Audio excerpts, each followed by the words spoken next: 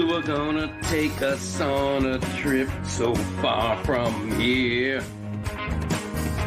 From boring mediocrity to dominance so near. You know why? Because we've waited so long. Since Marino, we've waited so long. 7 and 9 for so long. Dolphins waited so long. And now we've got a Tua ticket to paradise. Won't you grab a mask and we'll leave tonight with our Tua ticket to paradise. With our Tua ticket to paradise. We've waited so long. Mrs. Marino, we've waited so long. 7 and 9 for so long. We've waited so long. And now we've got a Tua ticket to paradise. Won't you grab a mask and we'll leave tonight with our Tua ticket to paradise. With our Tua ticket to paradise. Woo!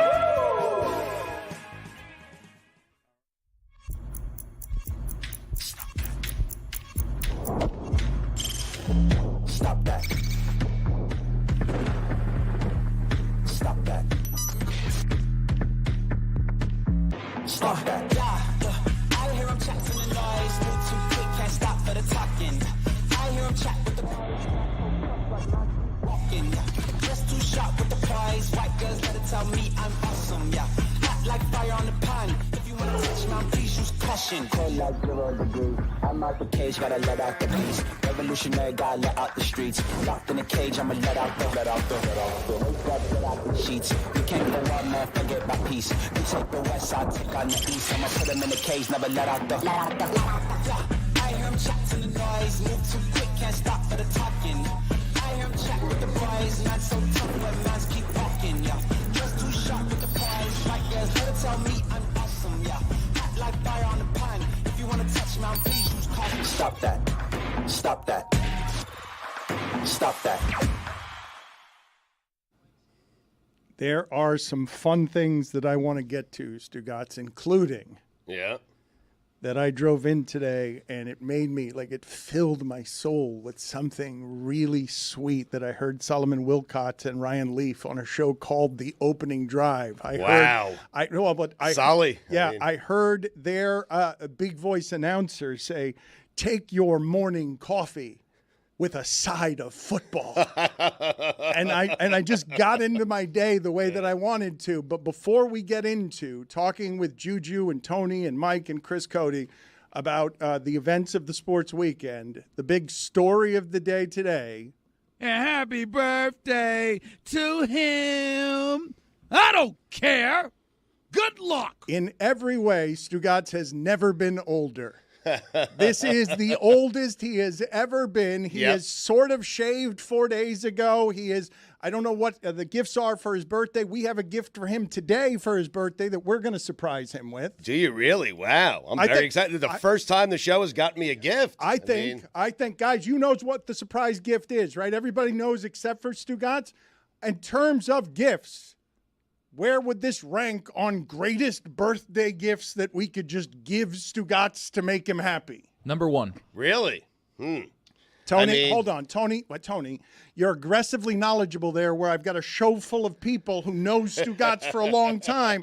Is this you're promising the number one gift that we could possibly get Stugotz to make happy? I know my guy Stugotz. I know what he likes. Yeah. Obviously, he's done a lot of things. He's gone to the Sphere. He's done God knows what with the dead. Like this, if we could do one thing for Stu today, it would be this. Mike, do you know what the gift is or do you not? All right, no. Juju. It'll be a surprise for me, Do too. you know what the gift is or not? Happy birthday, idea. Mike. Yeah. Okay, so this is not a great room to ask. I know who it is, but based off Tony's guess, I'm thinking the Well, you dead. just said it's a who. person. You It's just a said person, who. all right. Chris, go sit in the penalty box. Go sit in the penalty box. Well, Tony was very smart to clarify it's the best we could do today. If you were telling me perhaps that in a few weeks you were sending me back to the Sphere to go to 3 more Denny Company shows, that would be great and probably number 1 on my list, but that is not today. Today is today. But it seemed to you and the audience like we were getting you an actual gift, and no one likes the guy like Chris Cody who ruins the surprise right off the bat. Right? Like already the surprise is ruined by making it a who. He gave him too many details. You would have ruined it in like 30 seconds. Right. Well, I still don't know. Neither does Mike, and neither does Juju. I'm actually, given the punitive measures that we've just taken, don't tell me. I'm not going to tell you. I'm just going to tell the audience, and I'm telling Stugotz right now that I really do think it's going to make him happy, and it's hard to make Stugotz happy these days as he ages. He's struggling with his age. It's always, I've got my right arm hurts. This is wrong. Sure. He's become full-blown old person who complains about everything. He's always been that, but it's now older person that does it. Trying my best to make him happy on his birthday. We got Nadal and Djokovic on the red clay for possibly the last time, but it is not delivering right now. No. Thank God that clay is red because it is a bloodbath. Well, it's making me sad because Nadal is finished. I asked you who was winning, and you gave me a look like, duh. Nadal is getting crushed. And so I am sad today because, Mike, we're seeing the very end of what is one of the greatest runs in the history of tennis. Yeah, the achievement here for Nadal was to get his body ready to actually be here for Paris because it wasn't looking like he'd have this send-off. We kind of already said goodbye to him at Roland Garros, but he was trying to get his body ready for this Olympics, and we got that. And so in many ways, the victory for him was just getting out there. Let me stop you guys for just a moment because I don't believe tennis. I want to talk. No, I want to talk about this with you. Nice little rally going. And I want to get to the stories of the day as well because I didn't expect to start with this. But Tony, just please find for me because I think we overlook this shit all the time in a way that infuriates me and under-respecting the people in sports and what they put their body through. Nadal's not going to walk right the rest of his life because of what he's done to his feet and because of what he's had to do in terms of taking medicine, shots to stay out there because you have no earthly idea how tough this human being is, whose left arm is a human thigh bigger than his right arm because he's distorted his body to play tennis that way. He might give us a moment. We got a break point. Oh, boy.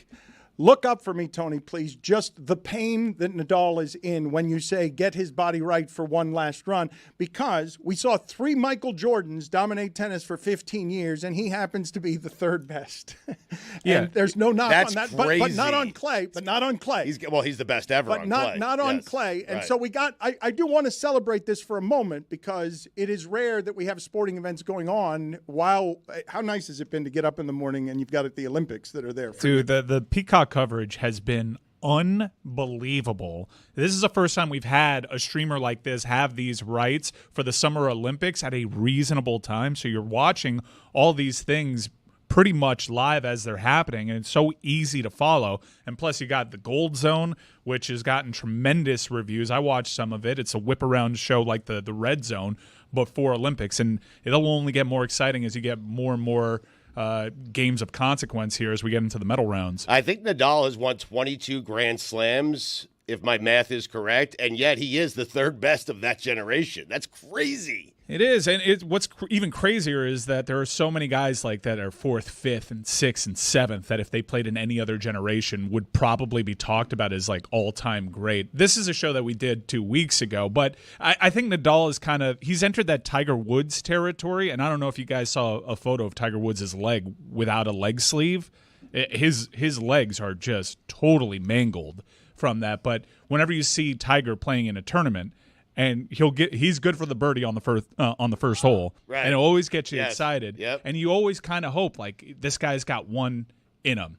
He's not as good as he once was, but he can be as good as he ever was just one more time. No. Stugotz has been saying that about Tiger here for the last 3 years. Predicts he wins every tournament. And then he misses cuts. He won the Masters. He did, but that was before the car crash. 5 years ago. Well, the other car crash. But I was saying he had one more in him before that for 5 years, and then he won the Masters. And I'm saying he's got one more. He's got one more. You've been wrong on Tiger Woods for 5 straight years. Every tournament, wrong. You always say he's going to win. Misses the cut. Tony, what do you have for me on Nadal? So obviously there's been a lot of injuries with Nadal, as in any pro athlete who's been playing for so long. But since 2005, he's had a symptom called the Mueller-Weiss syndrome, which is a rare condition that affects the adult navicular bone, one of the most crucial bones in the human foot that connects the ankle to the bones of the foot.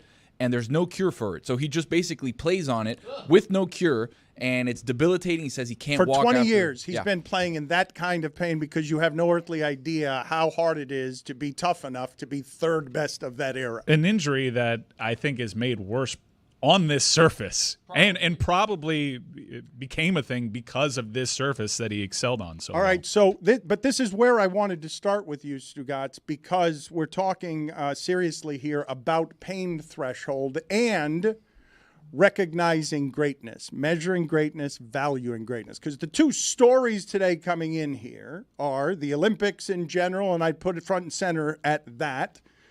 Team USA basketball, because it's the great connecting point, and I want to talk about LeBron, even though people are really tired of LeBron, because I don't think we understand how unfair we've been to excellence during an era over the last 20 years, social media, mocking people. He was always chasing Michael, always chasing Michael. To see him holding that American flag, and that flag means something different than it did 20 years ago, but the thing holding it doesn't, it's still excellence for 20 years. Today's Ali, you better appreciate it, because it's today's Ali that he could be the oldest player in the league holding a flag that doesn't mean what it did over the last 20 years, and that I asked you all now, all of you, give me the greatest controversy of his career, because you just mentioned Tiger Woods. Nobody does that.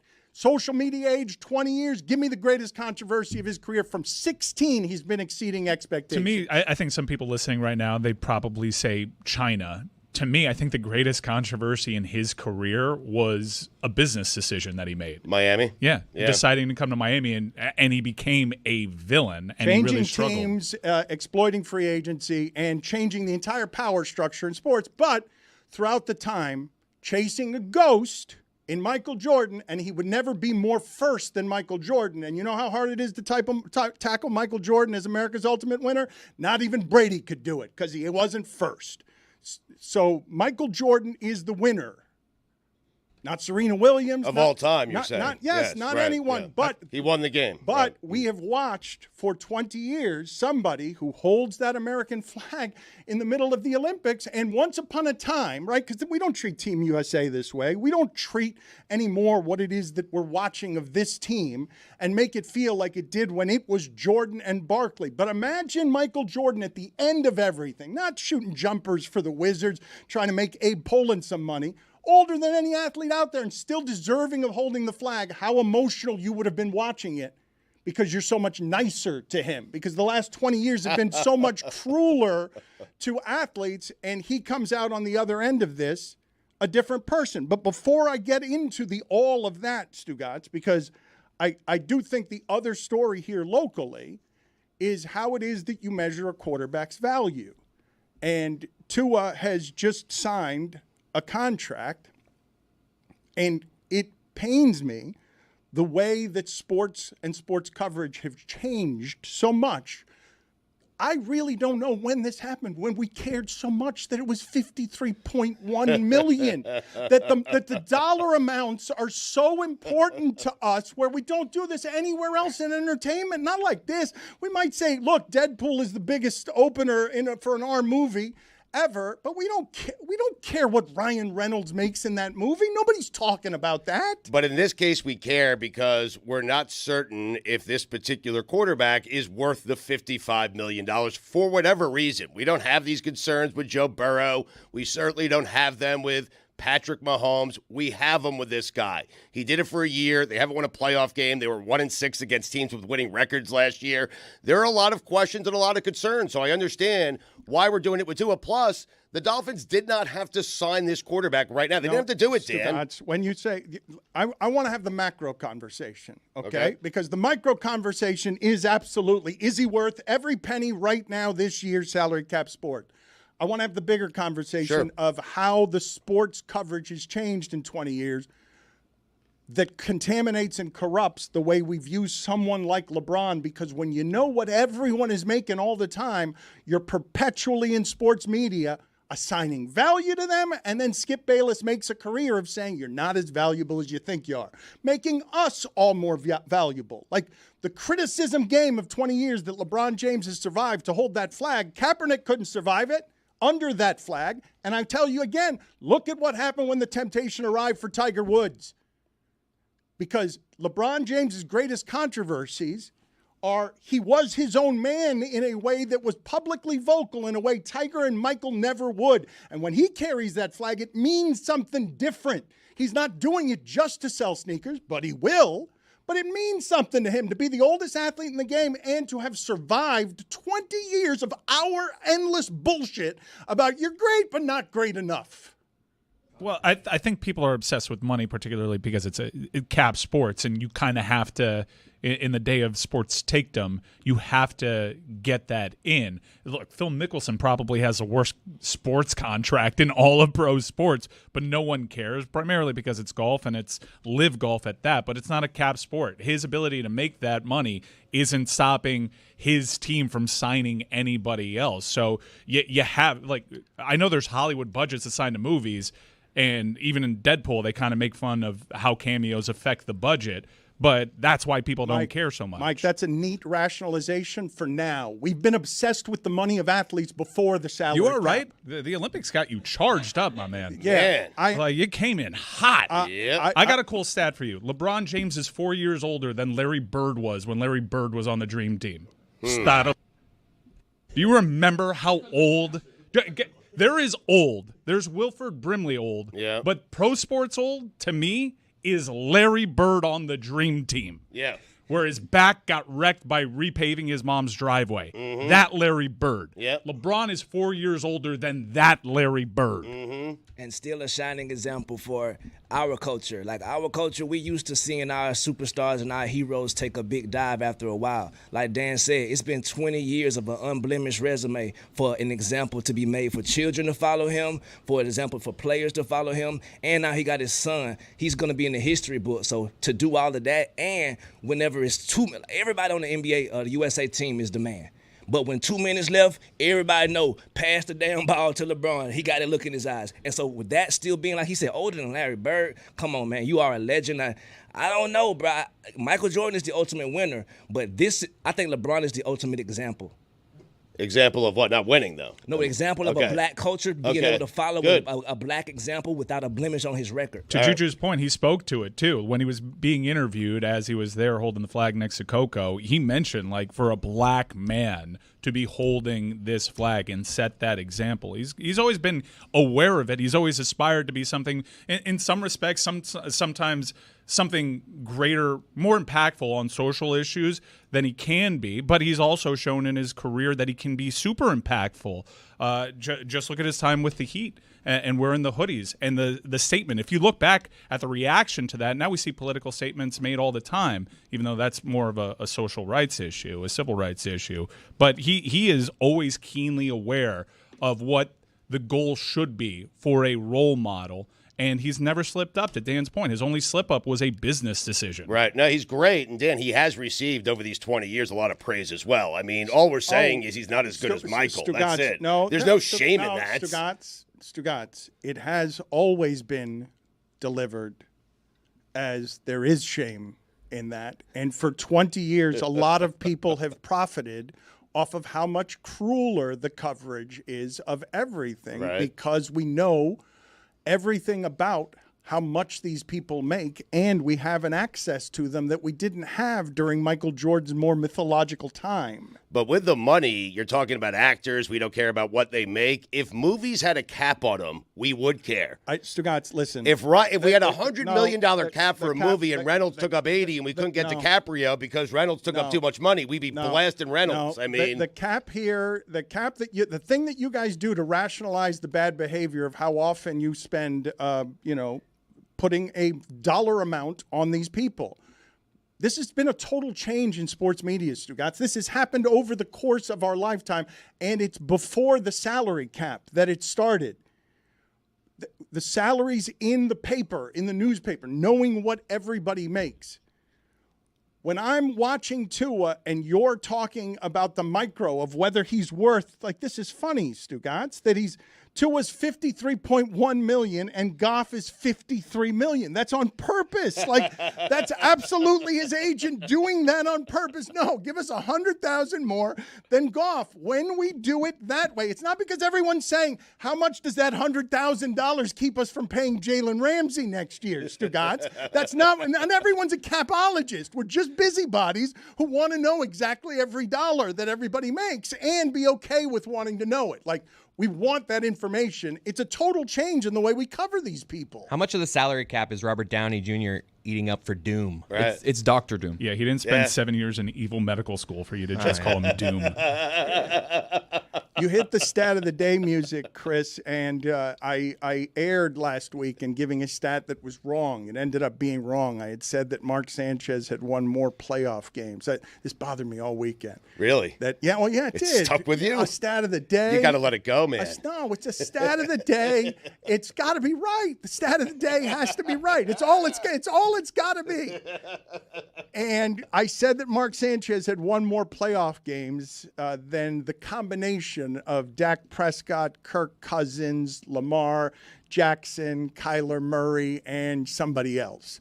And it turns out that Lamar Jackson won his second this year to make it so that group of people has 5 instead of 4. And so the stat, you understand what the point is. What's happening with Rafa? Rafa, he gave us a moment. Oh, he's back. Oh, he's broken Joker twice. It's 4-4 in the second set. All the feels. I got Goosey's talking to you right now. It's Rafa. It's Joker. It's Roland Garros.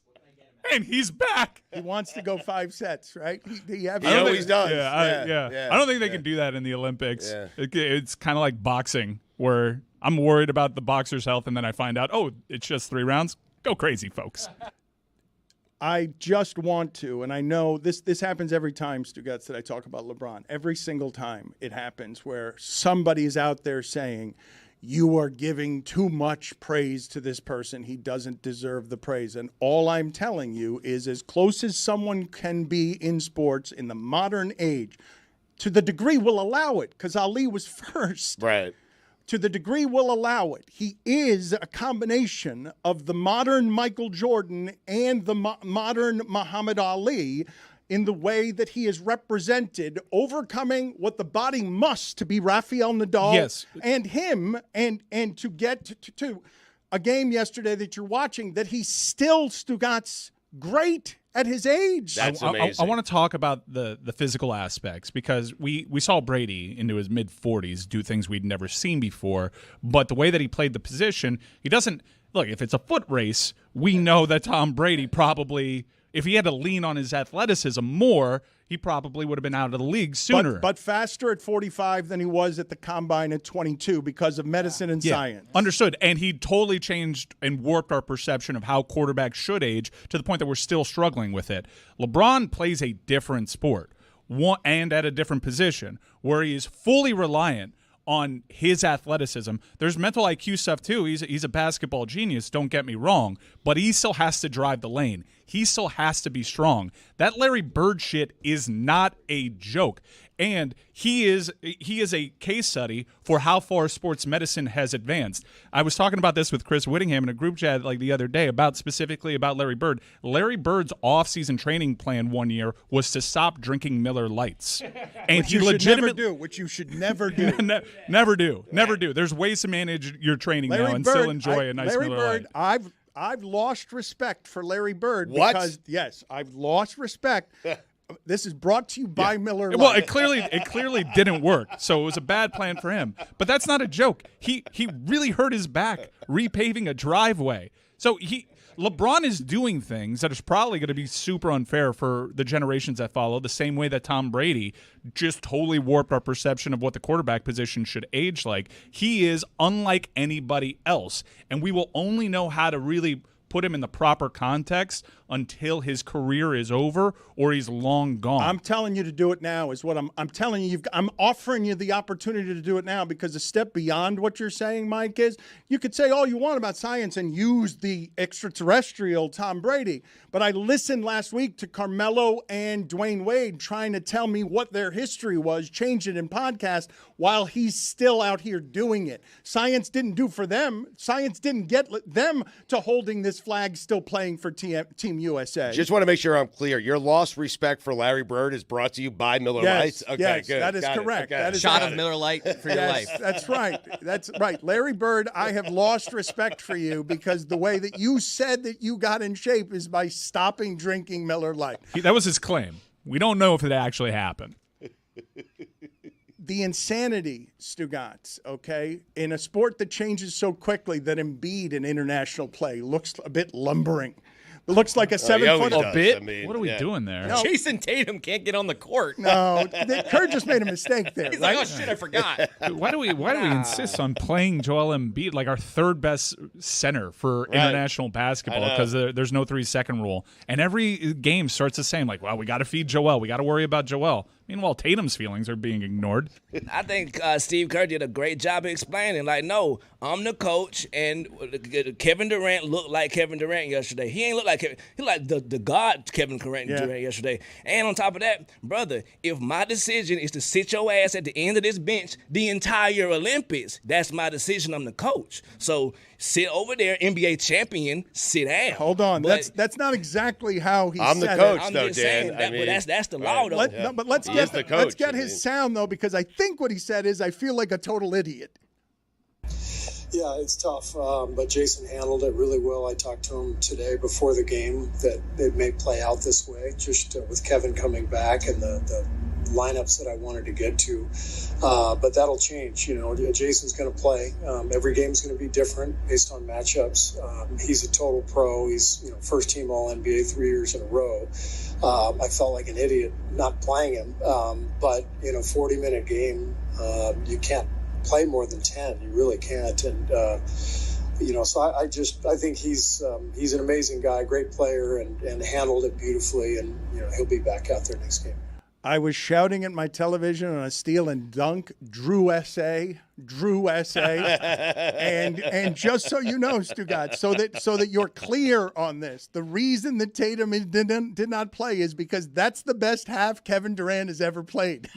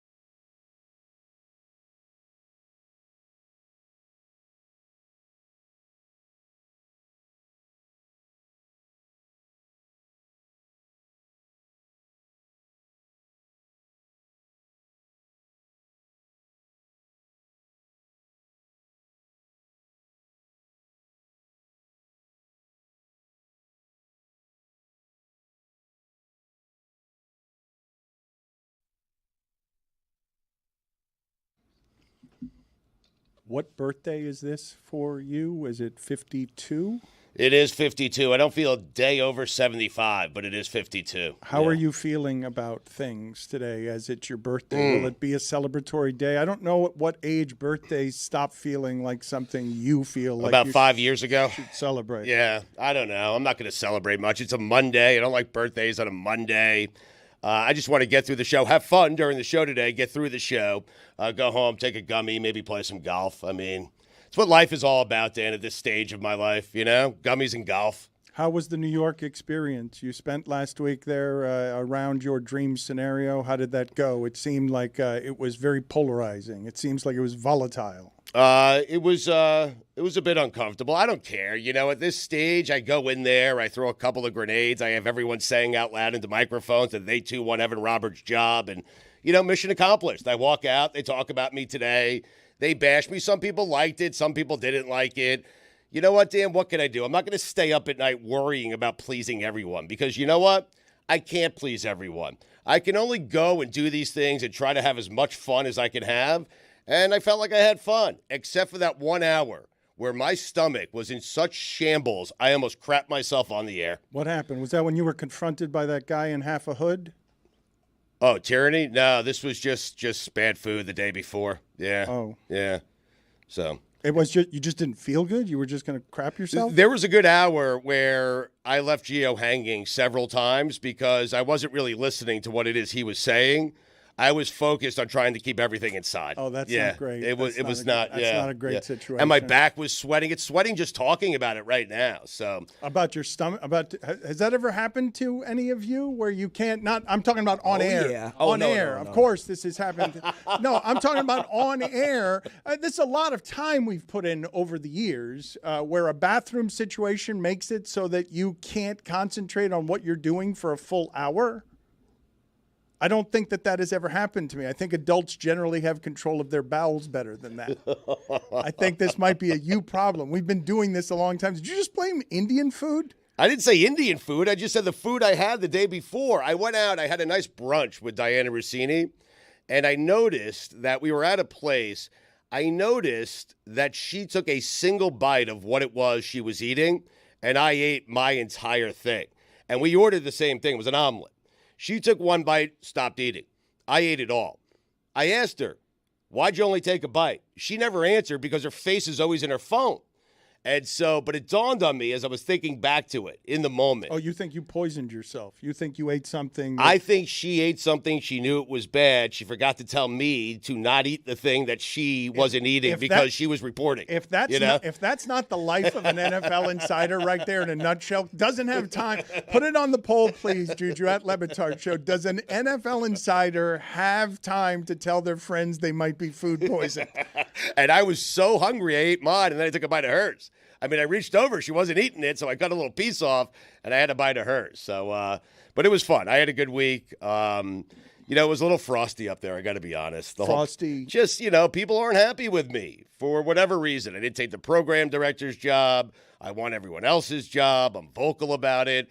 There were some people in that building who are not big fans of mine, and quite frankly, I don't blame them. I was surprised that you rolled over when that guy confronted you. He's big. Yeah, he's big. Physically big? Yeah, he's on my list of top 5 sports radio goons of all time. It's him, Dan Cilio. I mean, Sal Licato's also on the list, but I like Sal a lot. But those guys are big, man. They intimidate. Dan, I'm 5'7". I'm 52 years old. I mean, what am I going to do at this point? Well, not say things that offend them? You're right. I apologize to him. We love you, Stu, guys. You got a building full of folks here that's going to ride and die for you, brother. So Thank you. Salute to those big brothers who are quote-unquote big, but we got your back. So we don't give a damn about none of that bigness nowhere else. You feel me? Come on, bro. You are our partner. And we ride or die. Yeah. Bad boys for life. I love you, man. Thank you. I feel your love, Juju. I do. I do.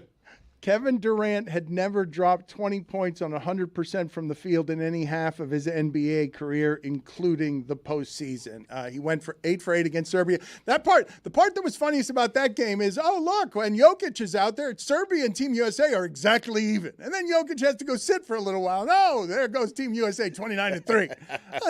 Like, we're forgetting to play players. It's just one right. Well, they forget. If it had gone deep in the game, we would have tried to wear down Jokic. But he could have beaten all of them. He's done it before. Like he can be out there just a cement mixer, because this part's amazing, right? Joel Embiid looks. I mean, come on, man. So Joel Embiid doesn't fit in this game? Look at him. What do you mean he doesn't fit with every kind of basketball I've ever seen? Oh, but Jokic can dominate no matter where I put him? No matter where I put him, doesn't matter who's guarding him, doesn't matter how you want to play the game. You want to play it on your knees? He'll beat you that way too. Everyone's got to play on their knees. It's all in here, Dano. Right here, the heart. Joker got more heart than damn near the whole Serbia. And Embiid got less than Philly. Salute. I want to get to Stugotz in about 10 minutes, what Mike is saying about the Gold Zone, the broadcast. So good.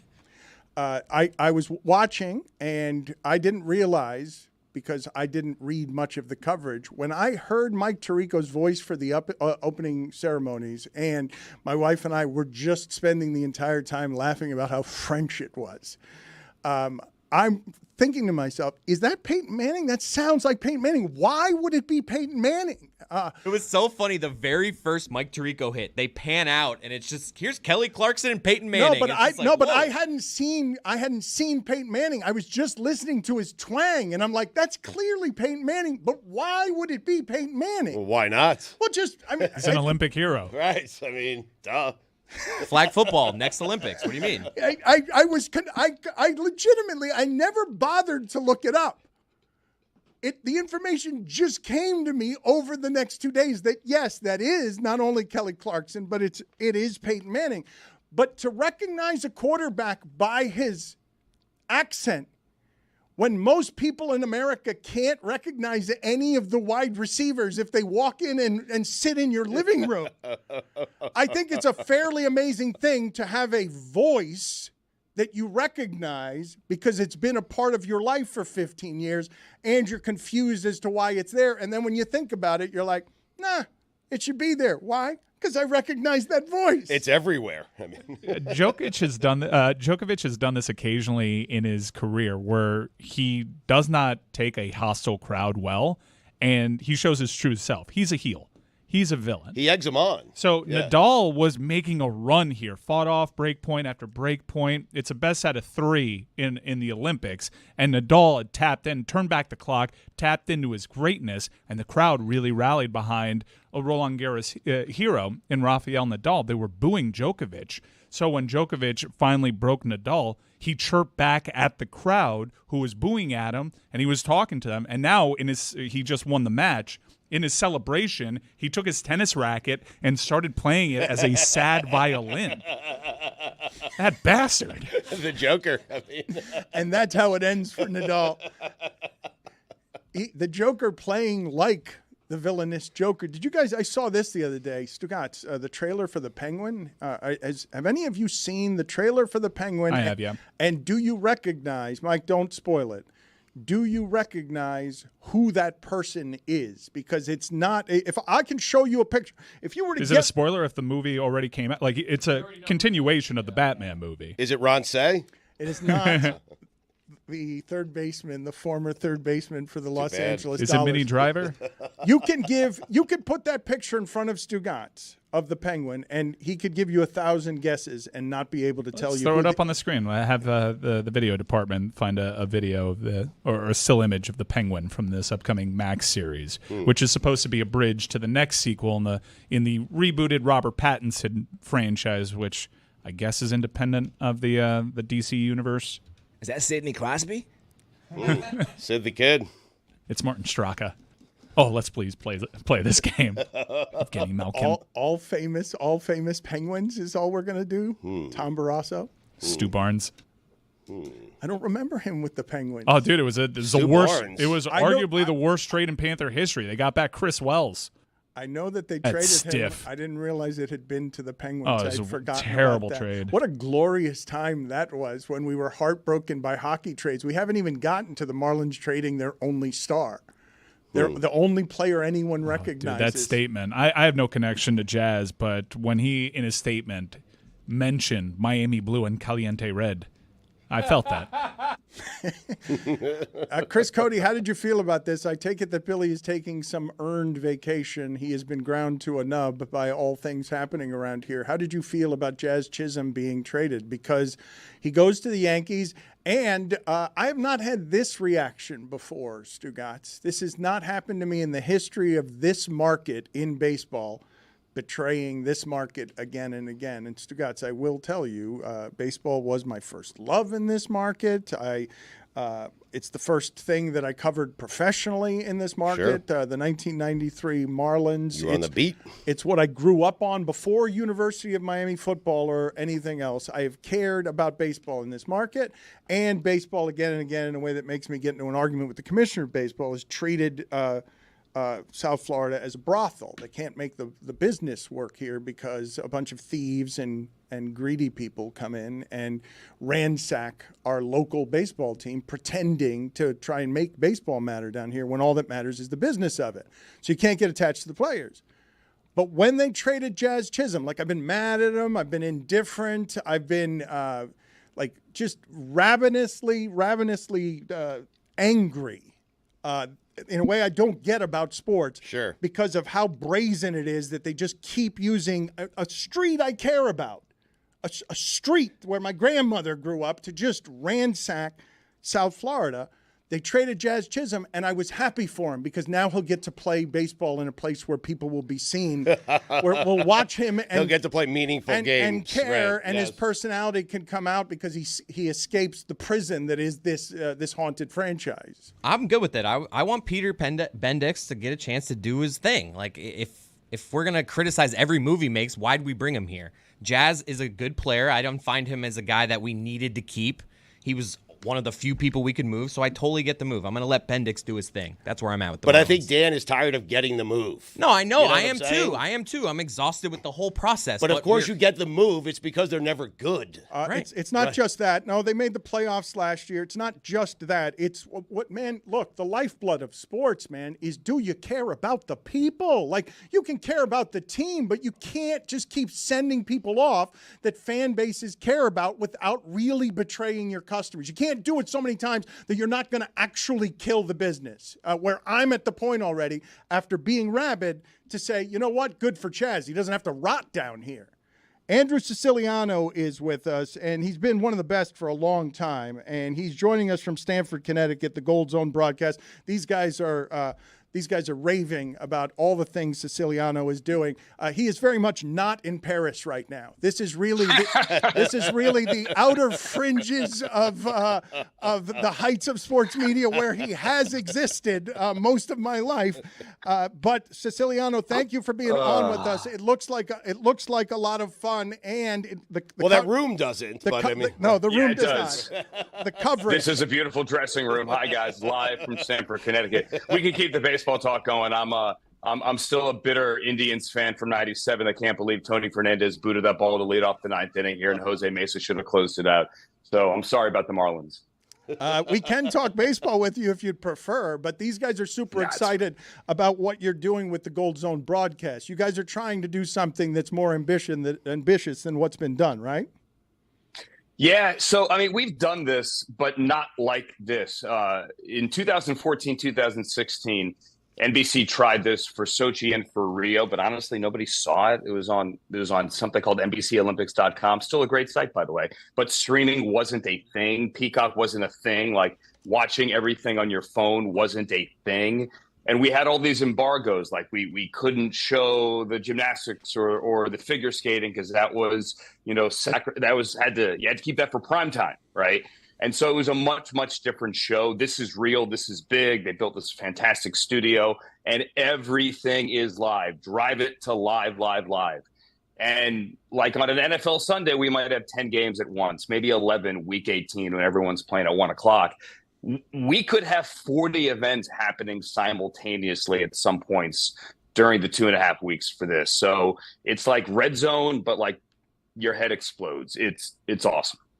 What did the prep for this look like? Because for the NFL, it's the true American pastime. You know all these players. Your prep year after year is pretty much the previous year, and you see some new faces and whatnot. But I don't know, like, I don't know. I don't want to doubt you, but I don't know how much fencing you knew and judo you knew and followed. I imagine you had to cast a pretty wide net to prepare for all these things.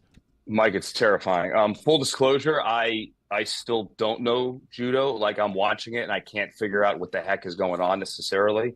I'm going to sound corny, but NBC has this amazing research staff that literally the day Tokyo ended in 21, they started working on this. And like, I have notes here on cycling, judo, canoe slalom. Oh man, what an event! gymnastics. The upper body strength is incredible. Yeah, huge. Jess Fox. I mean, you should have seen Jess Fox for gold. huge She was yesterday. incredible. What a story, by the way. Come on. Did you see the Born in 360 France. on 14? Mom is a legend. Moved to Australia where Yeah. her mom was coaching. Now back in France, winning yesterday. She had never won gold. I still couldn't figure out what was going on there because honestly, they just look like they're trying to like prevent themselves from drowning. That looks like me in an undertow the entire time, but there's actually method to that. Water polo, beach volleyball, water volleyball, polo, big surfing. bro. Did you see Ashley Yeah. Johnson? 12 saves, Bam. 2 steals, brother. Plus 7.8. Come on now. Come on, Andrew. Come on now. I'm learning it. Surfing in Tahiti, where there's a 12-hour time difference. Badminton, fencing, handball. Handball's awesome. We need more handball in the U.S. Like, can you imagine Tyreek Hill playing handball? Table tennis, rugby, like all of that could be on the air today. So I can't know it all. There's 10,000 athletes in 39 sports. I'm leaning heavily on the research department. I'm going to read something to you here because John Green, the best-selling author, is writing on Twitter after being on the Gold Zone on Peacock for a single weekend. Quote, I've taken a lot of drugs in my life, but I've never taken a drug like Peacock's Olympic Gold Zone. What a rush. I'm deeply invested simultaneously in judo, fencing, gymnastics, and kayaking. Siciliano, have you gotten briefed yet on breakdancing? It's yes, I have. And by the way, we saw that tweet yesterday. We have a group text, everyone on the crew that went around, and somebody said we're better than meth, and then the Breaking Bad gif started flying. Breakdancing. It's breaking technically, and you should get to know Sunny Choi. She's a 35-year-old Estee Lauder executive in her free time, went to an Ivy League school, ended up breakdancing when evidently out late one night as a freshman or something, like after a few pops. And now she could win a gold. She is America's best shot to win a gold in breaking. And I don't know, have you guys seen how this is set up for breaking? I am supposed to be our show's expert on this. I have not yet. You didn't give us anything, Dan. Oh, jeez. I know. I haven't gotten briefed Dan, yet. You didn't tell me about the Estee Lauder He gave us CEO. a flyer called- pick. I mean, Yeah, B-boys and B-girls. That's like the official name of the athlete. Like, it's not a fencer. It's a B-boy and a B-girl. And they're going to be like dance battles. It's a DJ. They don't know what music's coming. It's a 60-second track. And then they're just like dance battles. I go, you go, I go. And they're judged. Again, no idea what the music is. And even if you love it, and I know you're going to love it, it's not allegedly coming back in 2028. It's a one-year thing here in 2024. In LA, I'm told we're not going to have breaking. Like, flag football comes in and other stuff in 28. So enjoy it while it's here. They don't know the music? That's really unfair. Like, From what I understand, That's the competition. They don't know the music. Like, what if somebody Here's gets a track. Sailing by Christopher Cross? Dance. That would be awesome, by the way. That would be fantastic if they did that. I think at one point you were in front of 16 boxes. I think I saw you Yeah. and Hanson in front of 16 boxes with video in them yesterday. We are just snorting sports right now. What is that box called? What is that box called? I don't know that. So Jack Collinsworth called it the Wonder Wall. Little Oasis callback. We're not in London, but why not? I don't know if it has an official name. The It's a beautiful set, though. hexadeca. What is 16 though? Because the biggest Manchester, famously. I've seen on Red Zone. I saw Octobox. The Octobox, is the Dan. biggest I've ever seen. Scott loved that. He had one of those yesterday. I don't know what the 16 is. Can somebody help me with the Latin prefixes? Somebody? I'm going to say hexadeca. I don't know. I got it for you. It's beautiful, though. Weird being in the same room as Scott Hansen. We'll get that information for you. But weird being in the same room with him? It's different. Look, Scott and I worked together for 13, 14 years at NFL Network, but we never did the same show together. Maybe like he and I were talking about it. Maybe there was like a handoff from two different locations for training camp. I'm in Denver. Let's go to Scott in Tampa, that kind of thing. But this was the first time I think we were actually on the same set at the same time. I know like sports Twitter lost their mind, and it was like the Red Zone multiverse. Anyone watching Dark Matter on Apple TV? Absolutely. Which is a really good show. Joel Edgerton, by the way. Yeah, so it's like that, like Red Zone 1, Red Zone 2. Like there were going to be like 10 other Red Zone guys running it at the same time in the multiverse, all trying to kill each other to get back to what's her name at the Brownstone in Chicago. Maybe I'm getting too deep here. It was weird. Olympic competition between the both of you, Andrew versus Scott. I would pay to watch that. But we do it every day now. Like, so I do the 2 to 5. I'm sorry, I do the 11 to 2. He does the 2 to 5. So we do a handoff every day. No one's died. It's not like Anchorman. No one has a trident in the back alley in Stanford.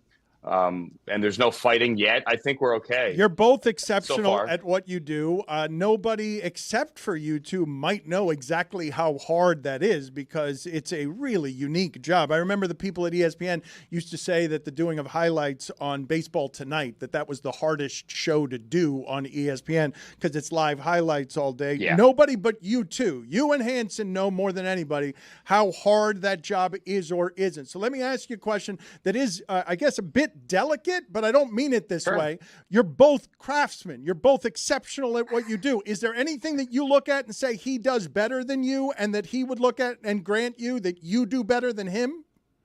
Okay, so that's a great question. This is going to sound like I'm avoiding the question. I've never seen his red zone because for 18 years, I was doing mine. And it's not like I could record it because I had DirecTV, so I didn't get his. And so I would come home and the NBC game was already on. Sunday Night Football was already on. And I know you're going to say, well, why didn't you watch last year? Well, a lot of times I was at Rams games. I did a bunch of Browns games filling in for Jim Donovan when he stepped away for a little bit. The number of Sundays where I was actually home on my couch, I can count on like one hand. So I've never actually seen it. I can say this, Scott's really good at what he does, like as a NFL Network anchor. He's awesome. And I always thought he did a great job with everything he did there. But again, it's going to sound like officially. No. Understood. That makes sense. You had 4 chances to watch the question. You're avoiding watching the show. Yeah, you had 4 opportunities to do so. 4 chances, and you declined each of the 4 times to do so. I think that is statement enough and obvious in how loudly it speaks. I'll say this. He's doing a really good job on Gold Zone. Right. I am watching that. Right. He's doing a great job. He's setting up all the swimming well. Right. He's getting all the gold medals swimming. And so that's amazing. He's killing it with that. I will say that a lot of people miss you, and if you're a Siciliano person, you are not a Hanson person, and perhaps vice versa, because you've learned to be like your Sunday experience is unique to you, and this is the voice that you've ridden with for a long time. NFL Network laid you off in April after 13 years. Did that hurt? Were you expecting it? You're a huge professional, and you will have no shortage of opportunities, obviously, after that. Without getting into the contractual side and whether I expected it, that's a different issue. Yeah, it did hurt. I mean, look, you're there 13, 14 years. It was something you knew would happen one day, maybe not that day. I was not the only person that day, however. That's been well publicized. So, I kind of felt for everybody. There were a lot of us in that same boat. The business is tough these days. I totally get it. I'm going to miss the friends. I made a lot of friends there. Thankfully, a lot of us still live in the same neighborhood. I see them all the time. I mean, that was what it was. But I'm not the first. I'm not the only one. And it probably won't be the last time. A lot of us have been told go elsewhere in this business. So I'll do that. I still love football. I'm still, knee deep in it, still doing the Rams. I leave here in Stanford 2 weeks from now and then get on a plane and got Rams Cowboys the next day on ABC 7 in LA. So still keeping involved there and ready for the next chapter, whatever that is. Any blessings or learning in it? Blessings or learnings? Always download everything you need on your computer because you never know Blessings or learnings. No, it's not like I took anything. It's just, you got to get ready for those things. Blessings or learnings. Hey, don't be afraid to do your own thing. I think you guys, and I mean this, it's a brave new world out there, and it can be scary, but you guys have built something. Don't be afraid to go out on business on your own, because sometimes it can be wonderful. I know it's not easy, but wouldn't recommend it. Oh, yeah. Well, but at the same time, do it, own it, be proud of it, and if it works, it works. If it doesn't, it doesn't. There's some pride in ownership. I'd have to believe, right? Yes, absolutely. There's pride. Oh no, it's just very hard. It's much easier. Unlimited PTO. I mean, it's amazing. Much easier to have a safety net without, of course, with an employer. Much easier. Self-employment. No, totally. And not to get too inside baseball here. Everyone said, "Oh, do your own thing." Well, there's a million people doing their own show in their own basement, right? I mean, everybody has a show in their basement these days. Not that you guys are in your basement. This is a beautiful studio, but you get my point. You're in the basement. Look, it's a brave new world. You call it the gold zone, but you're in the basement, sir. We're in Miami on the Bay. You're pretending to be in Paris when you're in a dressing room in Stanford. As you said, it is very nice to be wearing a suit that somebody else bought and paid for. Right. It is very nice to be in a studio that somebody else bought and paid for. I enjoy that part of the business as well. Andrew, we like to play a little game around here called Shot Put for Your Life, okay? Okay. Ryan Krauser for your life. Here. Really? It was Joe Kovacs or Ryan Krauser. You're going Krauser, huh? There you go. Wow. Amazing.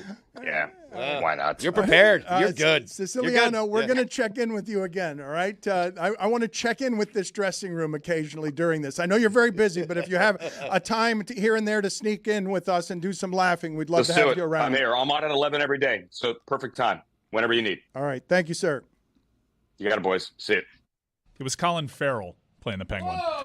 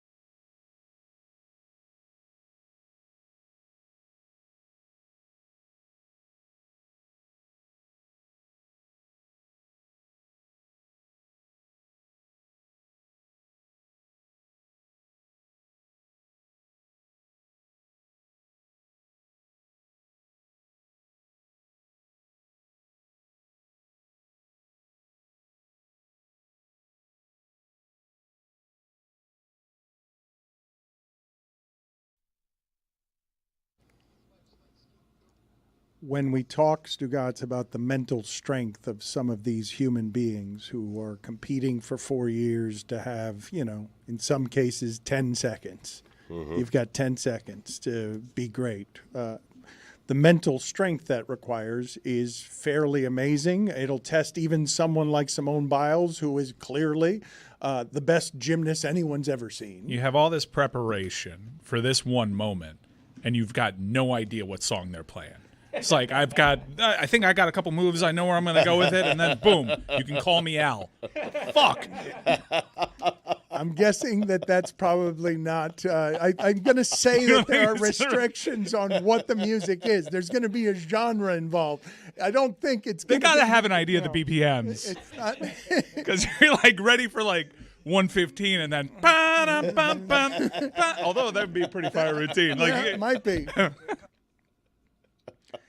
The thing that I'm talking about, though, Stugotz, when I talk about the mental strength this requires, when I open the show talking about whatever it is that Michael Jordan had to overcome, and when I say that Tiger Woods tripped over something at the end, Tiger Woods, the rules changed on him. We weren't reporting about that stuff before Tiger Woods around Michael Jordan. We weren't talking about Perkins restaurants and stuff. And so what LeBron has done in slalom coursing through the 20 years he has makes it so that a lot of people react to how I open the show with yelling at me, why do you keep filleting this guy? It's always some version of this. It is amazing when you think about, 20 years he has survived the social media era without a bad story, without a bad off the court thing. It's not just pretty amazing. Right. It's unbelievable. It really is. It's not something that makes any sense. And we've been so busy. You're saying, well, Danny gets plenty of praise. Yeah, but we've covered him unlike anyone since he was 16. But as amazing as that story is, it was not even the most amazing story in American celebrity, and it's not even the most amazing story in American black celebrity. Snoop Dogg, are you kidding me? How do you go from murder trial to you are an American mascot over 50 representing hip-hop still? How is that possible that Snoop Dogg is beloved cultural icon in every living room and he outlasted marijuana stigma? He just outlasted it. Just like LeBron outlasted Bayless, Snoop Dogg did something better. He outlasted our repressions on marijuana. I'm genuinely curious. I want to look it up. Who's in charge of making these broadcast decisions for NBC? Because they've knocked it out of the park. And I imagine maybe they had a lot of plans for the last Olympics that got impacted by COVID, and maybe they couldn't do it. But I don't know if you've seen the ratings increase. Yeah, they've been great. It's biggest up since 83, 2016. Up 83%. This is an astronomical number. To have 32.4 million people watching your Saturday coverage, your day one coverage of the Olympics, is astronomical. It's bonkers.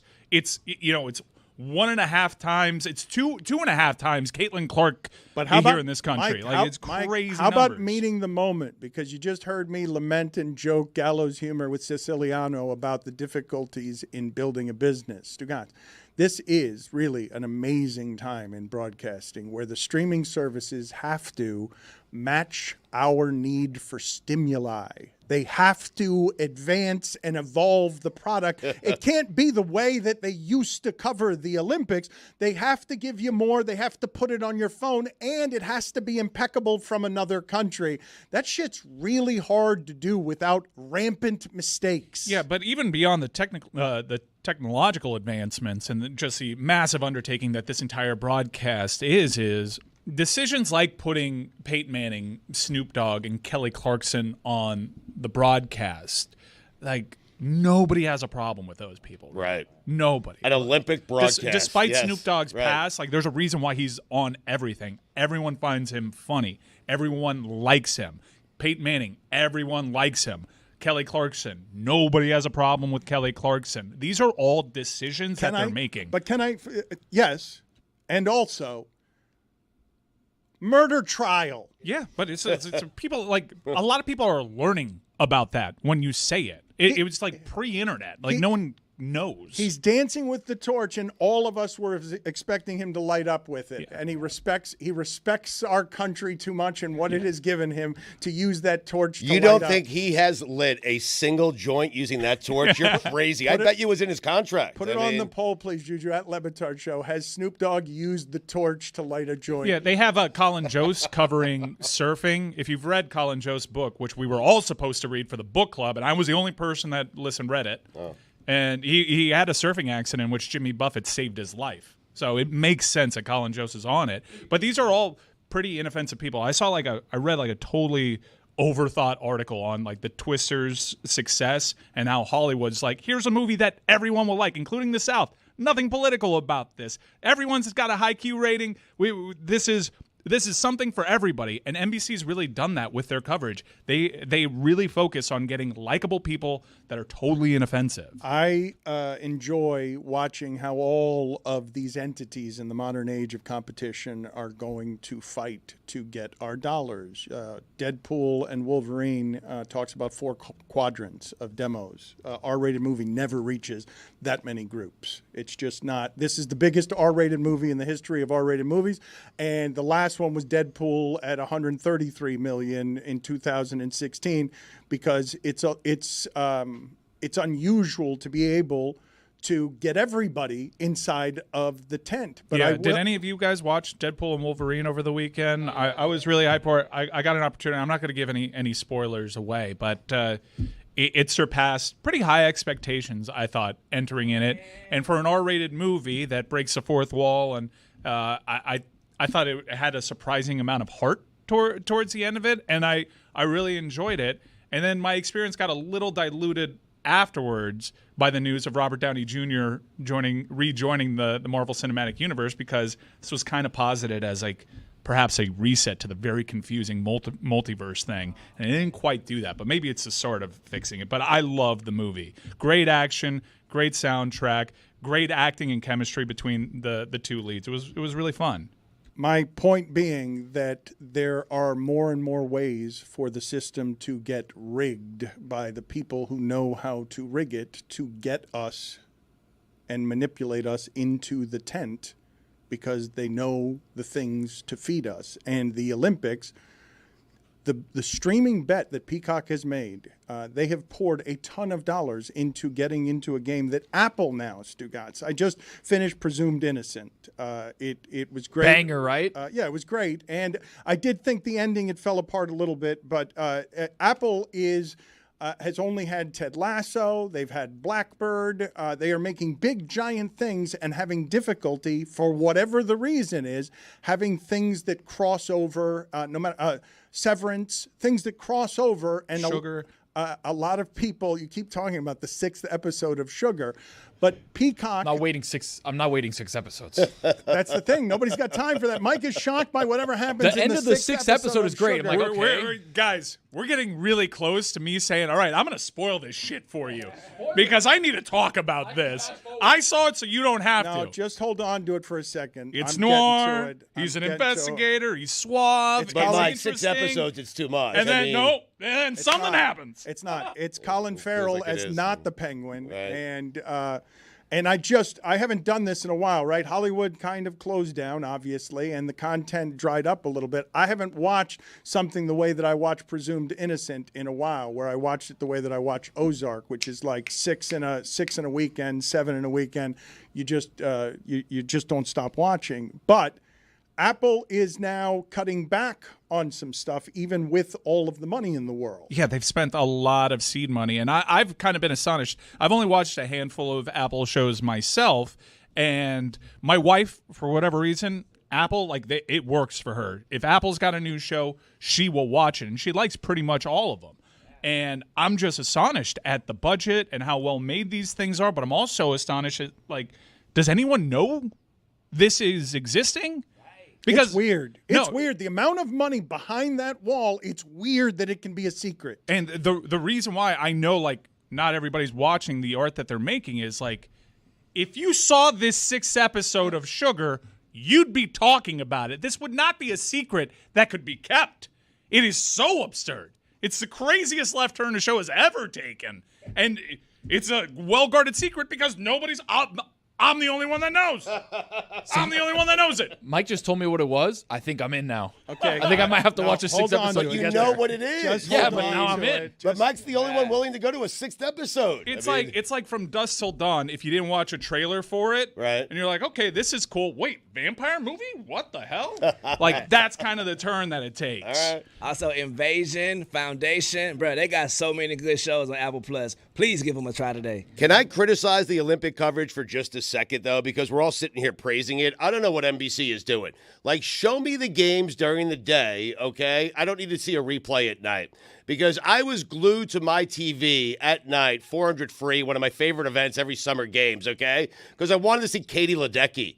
And right before they swam, my wife says to me, she won the bronze.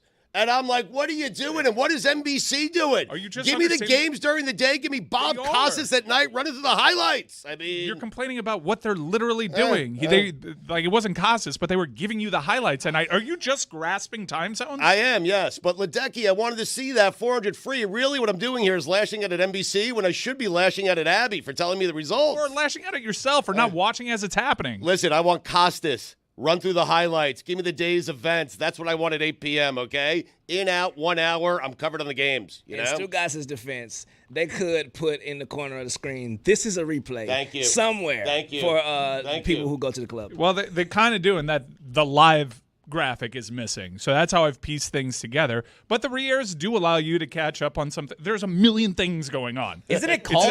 I'm trying to follow all of it. It's hard. Isn't it called the Primetime Olympics recap? Like, isn't that like... Yeah, they're not trying to fool anybody. Well, dude. they're recapping. Don't show me the event again. I think I'm watching a fresh 400 free. I'm not. Dude, you think Katie Ledecky is going to be entering the pool at 3:30 a.m. local? What is this, the UFC? You never know. So we mentioned earlier that today is Stugotz' birthday. Happy birthday to him. I don't care.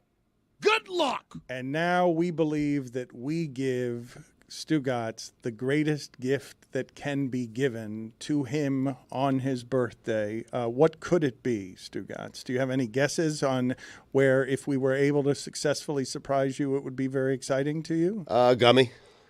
Okay, but that's a physical gift. How about a person? If we were to give you the gift of a person, a guest on our show, gummy is the best gift anybody can give you? I mean, a gummy on a Monday. What is better than that? Are you kidding me? I would say in terms of people, perhaps, I don't know, maybe my dad. I have no idea who you're bringing on, right? Oh, my God, I see him. Better than your dad. There oh, my God, I'm wrapping my gift. There it is. He could be your dad. What a gift. Doggy on a Monday. He is your doggy daddy on a Monday. Your idol. I don't know how he would have felt. Has the word gotten back to you on Stugotz ransacking WFAN last week? Have you have received word, Mad Dog? Does Mad Dog come with great praise and great pride for his protege dominating the FAN airwaves? Good morning. Good morning. We're happy to see you. Good morning. Hello, Doggy. Hello there, and happy birthday, Dan. How are you? Happy birthday. And I did hear some of his scenarios last week with talking about long baseball games and nonsense that he was spewing out with, I believe, Greg G.O.A.T. But most importantly, what number is it, by the way? May I ask? 52, 53? What number is it? It is 52, Doggy. 52. Yes. Well, happy birthday. Thank you. How do you feel? Old, dog. What do you mean old? I feel old. You're 52. I know, but you sit around, Doggy. You know how it is. You do these things for 20 years, 4 hours a day. Your brain starts to melt away. My body is evaporating. I feel old. I feel like an old 52. I certainly don't feel young. I mean, I just don't, dog. I'm sorry. But your mind is young. Yeah. You got Danny with you. Yeah. Your show is hot. Yeah. You got podcasts all over the place. Yeah.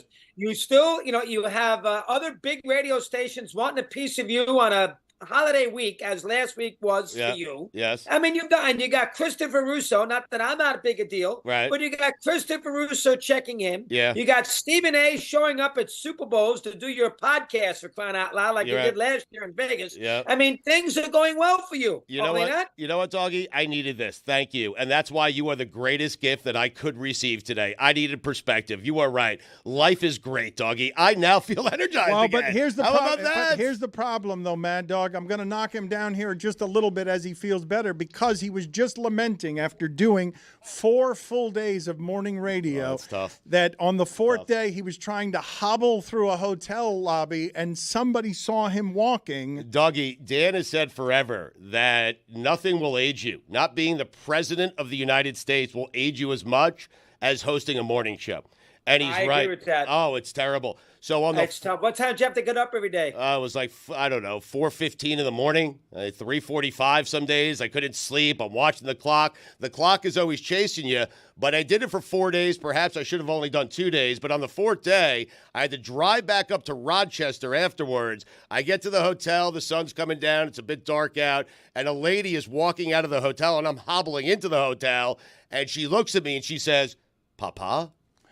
She thought I was her grandfather, Doggy. Oh, my gosh. That's how much I aged in 4 days of doing morning drive with Gio. I mean, With your Papa? baseball cap on and sunglasses and you hunched over. That is rough. And you have to be careful on those drives after you work, because you could fall asleep at the wheel. That's a long drive to Rochester, for crying out loud. I know. You got to be careful with those kind of drives. He's right. Danny's right. No. Nothing ages you more than getting up and watching the clock. If you can't sleep, is an unmitigated disaster. I sense that sometimes on the Wednesdays when I get up earlier to run into Manhattan. You are 1,000% correct. But you were successful. A big hit as usual, and now you're back in your normal domain here. But here's the thing, though, Mad Dog. This is why people don't understand what a beast you are. You were doing 6.5 hours. Yeah. He's doing afternoons, though. Different. Yes, it is afternoon. It is afternoons, and it's different. But you guys, at the height of sports radio, were doing 6.5 hours a day. I think it was 5.5. Your stamina is absurd. It's asinine. Well, it's 5.5. Thank you for the extra hour, but it was 5.5. But that was still long enough. I'll tell you what was the hardest thing I ever did was 5 hours on Sirius when I first got there in 2008, because there was no commercials and I didn't realize how much content that required. So that took a lot out of me those first 5 years. But Stugotz is right. Not doing it in the morning, Dan, getting up at 4 o'clock to do 5 hours, that is freaking hard. Your day feels good at 11 a.m., especially on Fridays when you got basically a 2.5 day weekend. But it is very tricky morning radio, that length of time. Afternoons, you can manage it a little better. You can, if you can sleep to 8 o'clock, it's a little different. But the grind of daily radio in the AM is a very, very difficult assignment. But Mad Dog, but this is a place where Stugotz needs some of your effervescent forever youth. He got caught with his pants down last week because he doesn't care about Mets-Yankees the way that you will forever care about Mets-Yankees, that you're fundamentally incapable of not caring about the second inning of a Mets-Yankees game, and Stugotz didn't care about it the way you care about it. Why, Doggy? I can't. Obviously, Mets and Yankees played the 2 games last week, and the Yankees got swamped, so that's a bigger story. And Stugotz is breaking down 7-hour baseball games without his phone on. Yes, that is a tricky scenario. There are things that you have to create content if you're on the air. If you're doing local radio and the baseball teams are good, you got to concentrate on games in July. When they still got 50, 60 games to go. Anybody can do the football in the football season because that's a gift that never stops giving on Mondays with all the recaps, Tuesday with the Monday night, Friday with the preview, and a Thursday recap. You got the college football. Those days are easy. Sports talk, Danny, sports talk now has become a 6 or a 7 month deal with NFL. Once you get to, say, middle of February, into, say, August 1st, sports talk becomes a lot harder. There's no question about it. Doggy, my issue with what was going on in New York last week is I'm not going to sit here. Like, sitting next to Dan, I've learned some lessons, and I've been armed with some perspective. And so years ago, I would have blasted the Yankees for having a bad stretch. But what are we doing? They've won like 30 World Series. The team is a game out. They're a playoff team and a game out in the AL East. And I have Gio sitting next to me firing everybody. I mean, it's crazy. I know. I mean, baseball in the New York area with the Yankees and Mets is sort of a game-by-game deal, and baseball is not a game-by-game sport. So you are 1,000% correct. And the Yankees just win 2 games against the Red Sox. They make the trade to get Chism there, which will help them a little bit. Give him a little personality. Yes, I mean, I completely agree. Baseball is a tricky sport to go through on a game-by-game basis because no one game is that significant. So as a result of that, it's hard to get a read sometimes when we do what we do, when we want to react to games. It's hard to get a read. I have been, I heard you guys discussing the Olympics. I've been surprised. The first 3 days, I've watched more of the Olympics than I thought I would. And I actually watched the Djokovic-Nadal thing this morning on Peacock, that Olympic second-round match. So I have been focused more on it than I thought I would. And I know the time difference, and I know what they do at night is sort of a review of the whole day. But I did watch the basketball game yesterday, too. So maybe that will carry us the next 10, 12 days if you're a talk show host. This interview is presented by LinkedIn Jobs. Doggy, you brought up Nadal. Mike and I were talking before you came on. Nadal, Federer, Djokovic. It feels like we're seeing the very end of Nadal's career. It's been a great career. I think it's been 22 majors. Is he the worst of those three, which is incredible? The fact that we can have that conversation is absolutely amazing. But is he? 100%. Yes. That's a very good question. Nadal looked old today. Didn't have the punch with his shots. He had the crowd behind him, too. Lost relatively easily at 6-1, 6-4. He has not been a factor for a couple of years now. He's got 22. Joker's got 24. And obviously, Federer's got 20. It depends where you want to go. The thing about Nadal that is a negative is Nadal's got 14 of his 22 majors in one place, and that's in Paris. Yeah. So he doesn't have the distribution of majors as well as, say, Djokovic does and Federer does. His dominance on clay is unparalleled, but he's only won 2 Wimbledons, which is amazing when you think about it. He's only won 2 Wimbledons. He's won 2 Wimbledons, 2 Australians, and he's won 4 U.S. Opens. That's 7, 14. I think I might be missing one, but the distribution, 14 of his 22 is in one spot. So that is a little bit of a problem. I'm with you 100% on that. I would probably put him, it's tricky. Djokovic 1. I'd probably put in Federer 2, Nadal 3, but it's tricky. It's very, very tricky. They're almost all grouped together, but you got to put Djokovic 1 because he's got 3 more majors than the other 2 guys have. He's got to be 1. It's curious because if they were all healthy and didn't have to deal with the injuries, Nadal at his peak was probably would lay claim to number 1, but you can't separate the injuries. What did you make of Djokovic chirping back at the crowd? He is so excellent that he doesn't really allow for the crowd to get behind other tennis players when they play. But occasionally when it happens, we see Djokovic lean into his natural heel self. And he taunted the crowd playing the sad violin after he eliminated their boy Rafa Nadal. What'd you make of that?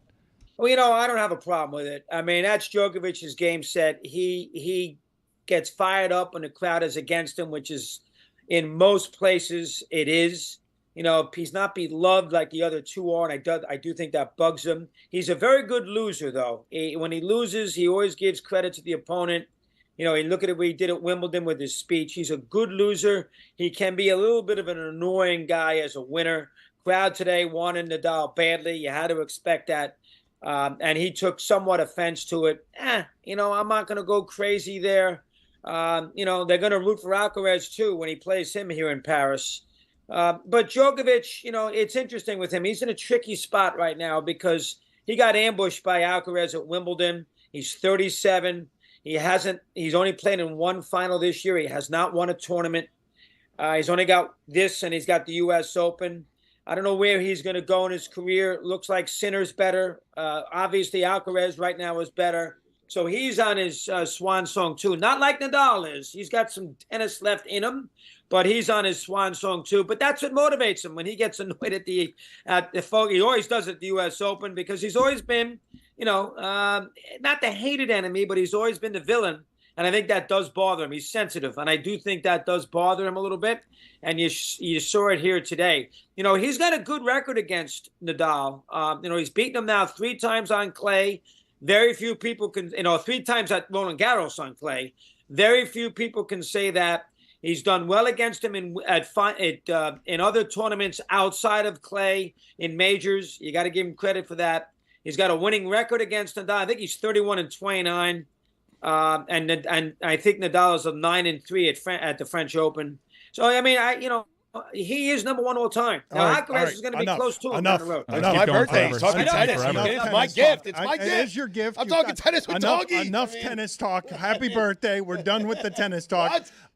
Mad Dog, I've got a question for you. You've had 3 portions of your career, and I want to know which was the most enjoyable and which was the most fulfilling, because those might be different. But creating sports radio in New York, starting ownership of your own Sirius channel that now results in another 3-year deal, or the present renaissance of being on First Take with more notoriety this late in your career nationally than you've ever had. Which of those 3 was the most enjoyable? Which is the most fulfilling? I would say the number 3.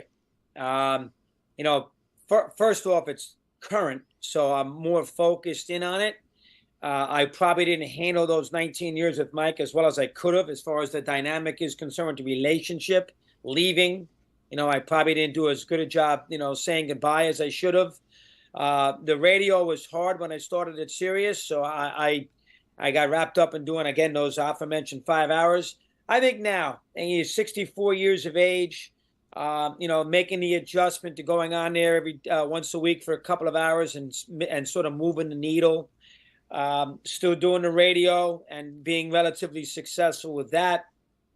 I would say, and, just the overall last, all the shows that you do and the fact that people have kind of discovered you this late in your life, I'd have to say now, plus throwing high heat with the baseball, still doing that. I would say this aspect of it, I didn't really quite know what I was doing with the 19 years. In the starting Mad Dog Radio, there was a lot of other people who had a lot more success with it, had a lot to do with it as much as I did. And plus, I was focused on the radio every day. Now I kind of can spread my wings a little bit, do 2 or 3 different scenarios. Seeing yourself written about in the Boston Globe, your boyhood paper. See yourself talked about on Dan Le Batard Show.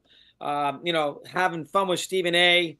Having a lot of the current athletes. So who's this guy? And then realize, he's better than I thought he was. I think today, the Mad About segments, which, gets some juice. I have to say this part of the career here, probably it's more surprising. So that helps. But I would think that'd be a little more rewarding. Well, than the other 2. You've seen the industry change so much. You're almost responsible for how much sports debate television has become a thing.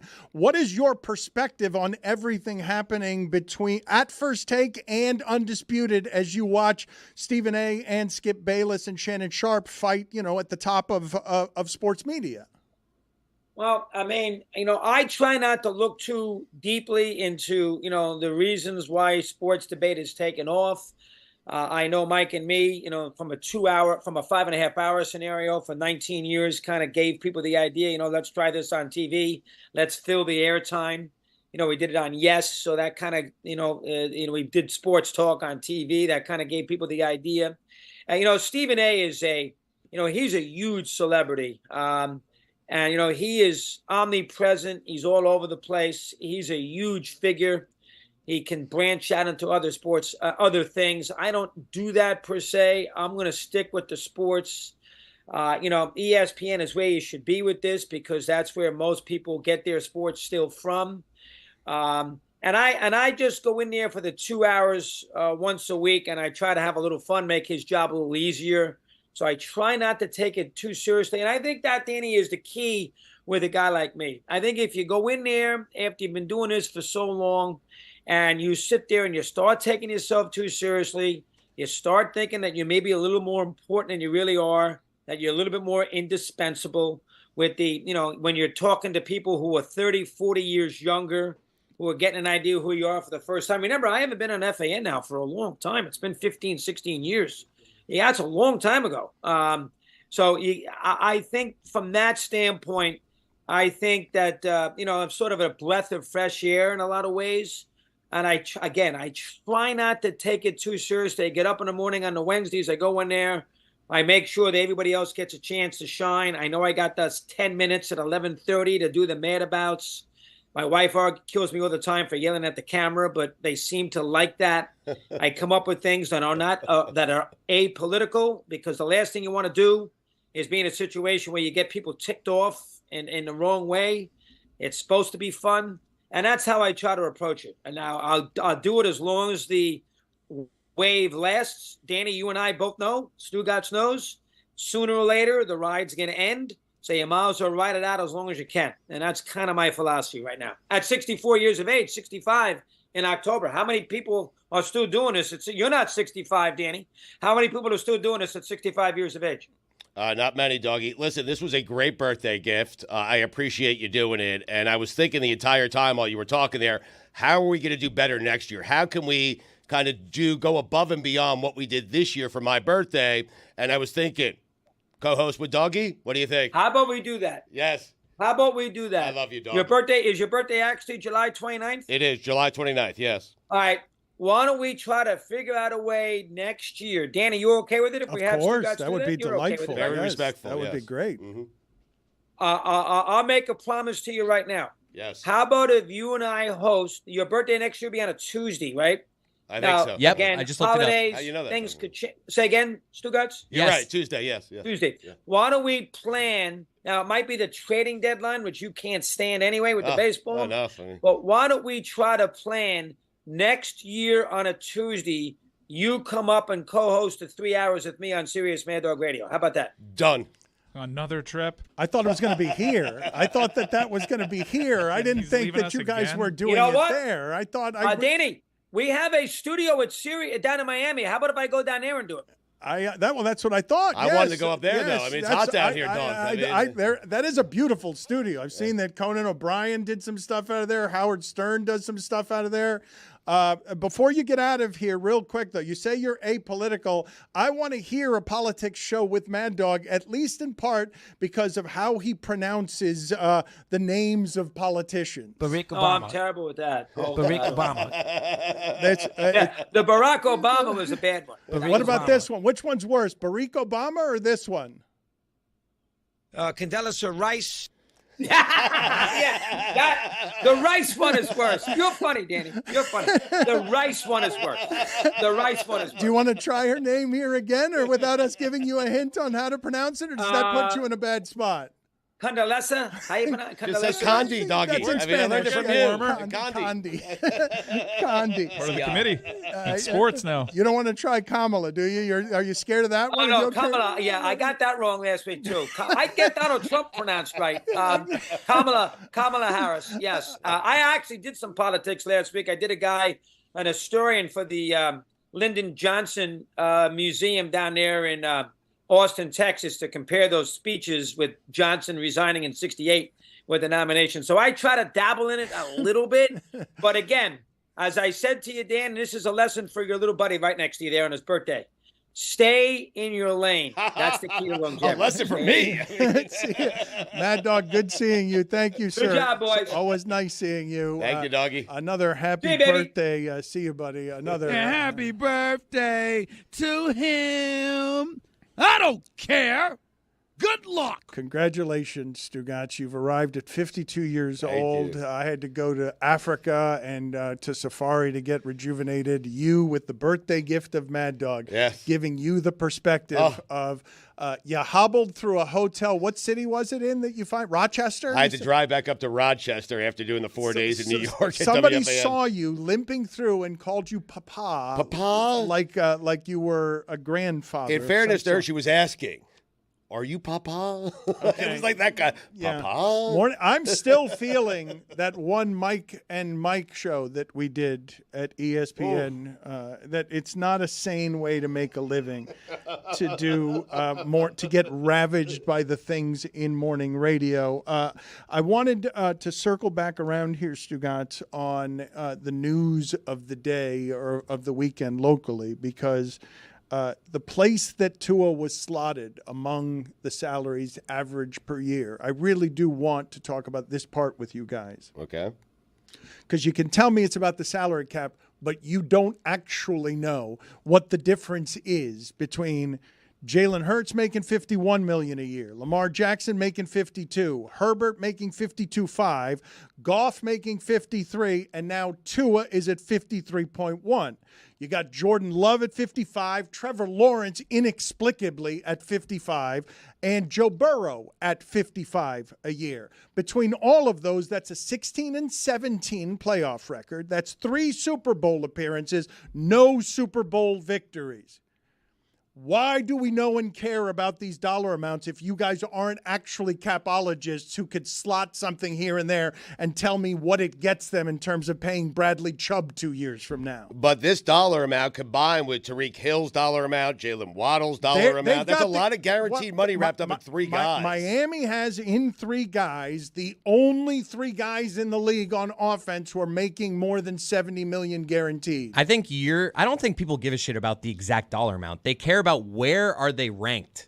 What quarterbacks make less, what quarterbacks make more. And that just happens to be where the number's at. Yeah, that's an even easier way to understand. I want to know who's making more than Tua and if that fits the hierarchy of quarterbacks. You would say, what would you say? Would you say Daniel Jones is a bad quarterback or an average quarterback? Like, you can parse that. But remember all the hullabaloo surrounding his contract? Because of everyone being slotted up, Daniel Jones is now paid as an average quarterback. Trevor Lawrence didn't change the market. Tua had to settle for something less, and as soon as he did, Jordan Love got in with more. Yeah. Well, I mean, that's good agenting because they made it easy for him right there. It's also the guaranteed money, and that's a hell of a lot sexy to talk about. The guaranteed money is really what matters most. Mike, you say it's good agenting. The Dolphins, by doing what they did the way they did it, got Tua a little bit cheaper than Trevor Lawrence. I continue to ask you guys, though, why do you care about these Because things? it affects your ability to pay the weapons around it. And you've seen, like, the Chiefs weren't above it. The Chiefs had to move on from Tyreek Hill. And at a certain point, the Dolphins will probably have to do the exact same thing to make room for an escalating contract. It does seem like some of these teams, Dan, whether it's the Chiefs, even the Bills with Stephon Diggs in the offseason, they're choosing, hey, we're going to spend the money on the quarterback. The wide receivers are kind of interchalgeable. That's not true. No, but they found one last year in Rice. But the most expensive, the value that is now being spent the most on is wide receiver. Like, there's been a sea change in the sport. I don't understand the disconnect here because it stands to reason. You pay your quarterback more, there's less money to go around, which just ratchets up the pressure for this season because you have all those guys on your roster now. So you're like, this is probably maybe the last year or the second to last year where I have those 3 together. I have to win a Super Bowl now in this window, or Tua has to be a guy at that position that can transcend the loss of Tyreek Hill the way that Patrick Mahomes did. The other thing that factors into why Dolphin fans are discussing this, and people in the NFL circles are just discussing this, Dan, is they didn't technically have to pay Tua. I mean, do you think Tua was really going to sit out this season? He was going to make $23 million. They could have waited till next offseason, you know? I tell you what Tua has to do. Tua has to be a little more graceful, though, with your blessings. You can't get in front of a broke-ass crowd talking about show me the damn Let's money. play that sound because now. I was really surprised by this. I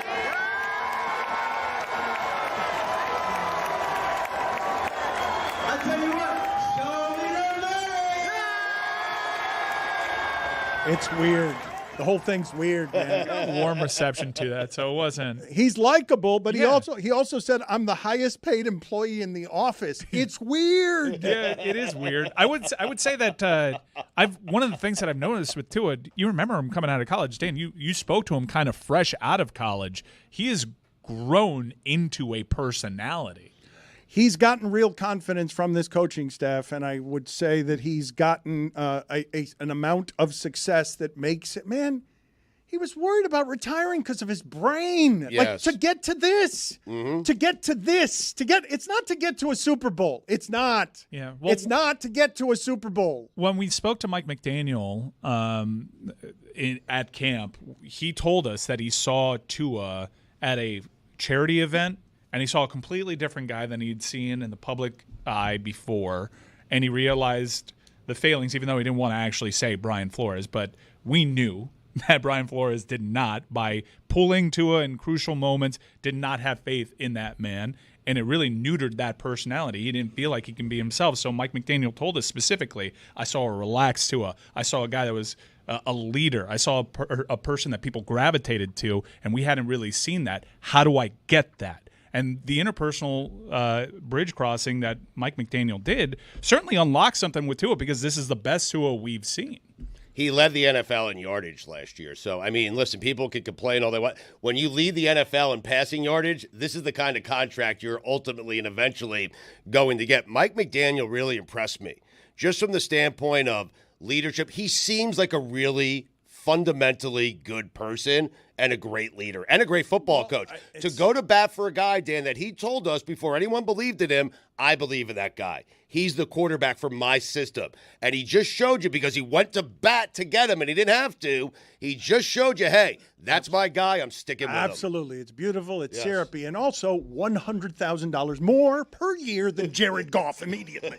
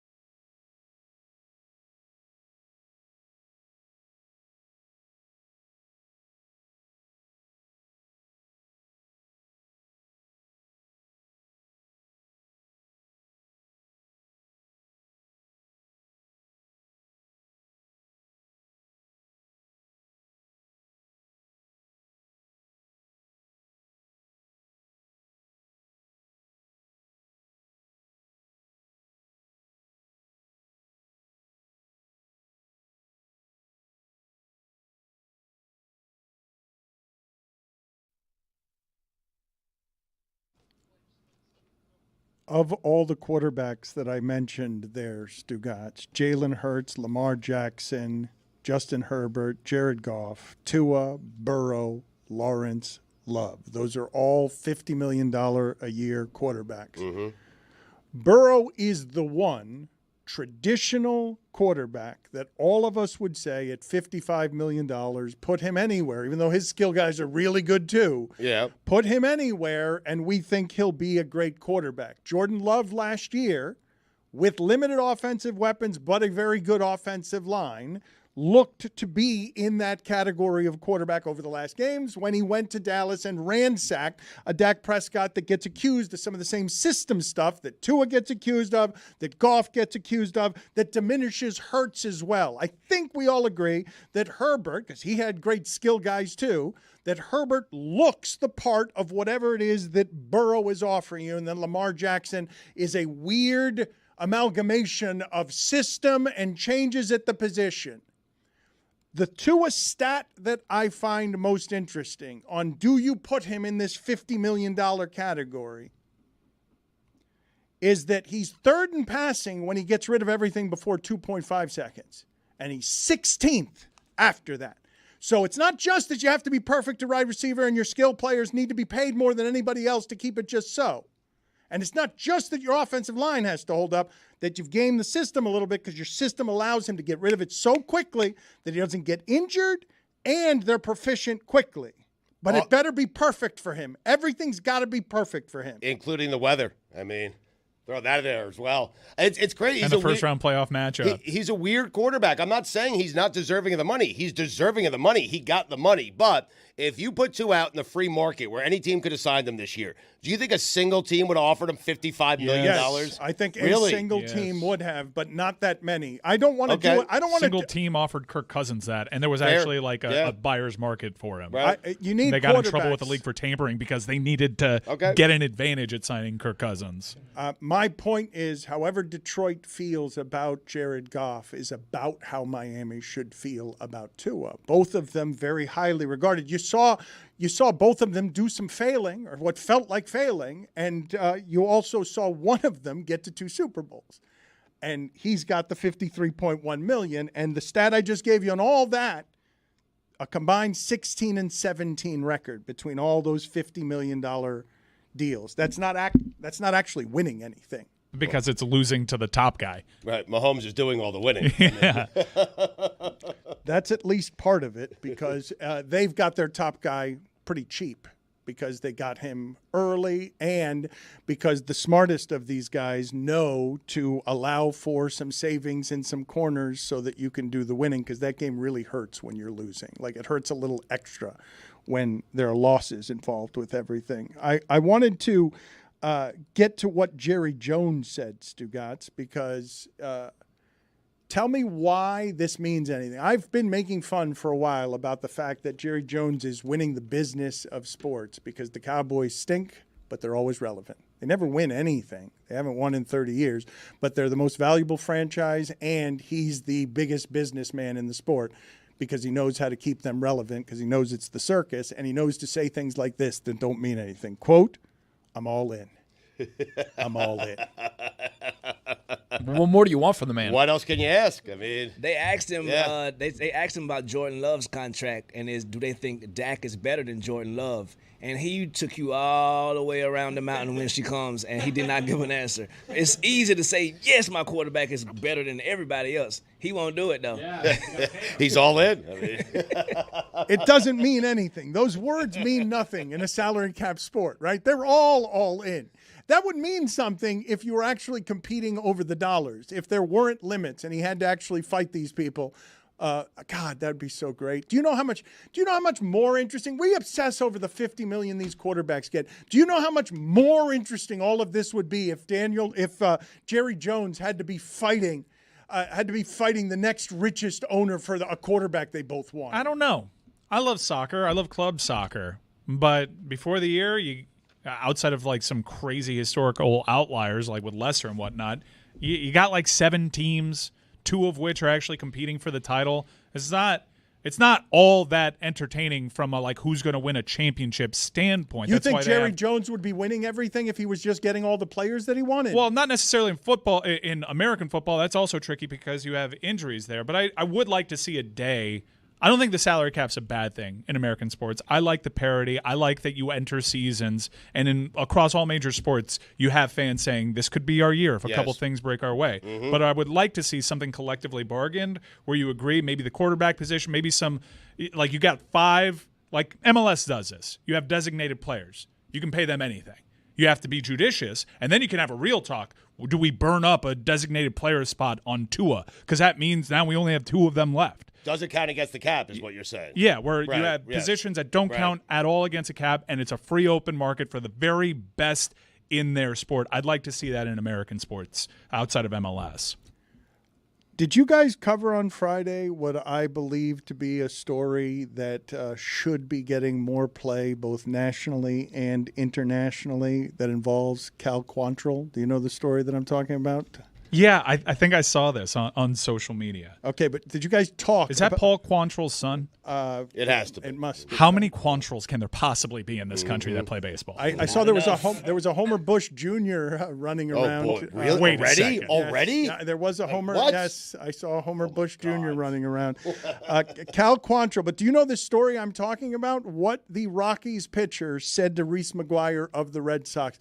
It is what I believe to be the single greatest insult in trash talking I have ever heard that also happens to be true in sports. Yelled at him in the middle of an argument, "You jacked off in a bleeping parking lot, you dumb bleep."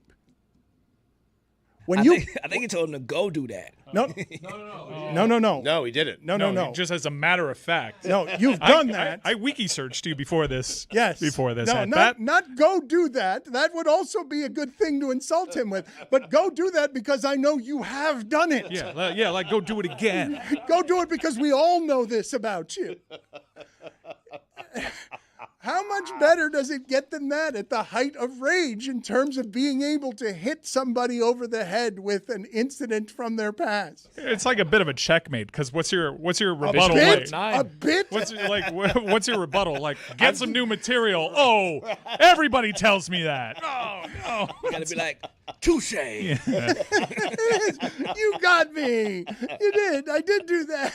It's a horrible shame for me, and everyone knows it.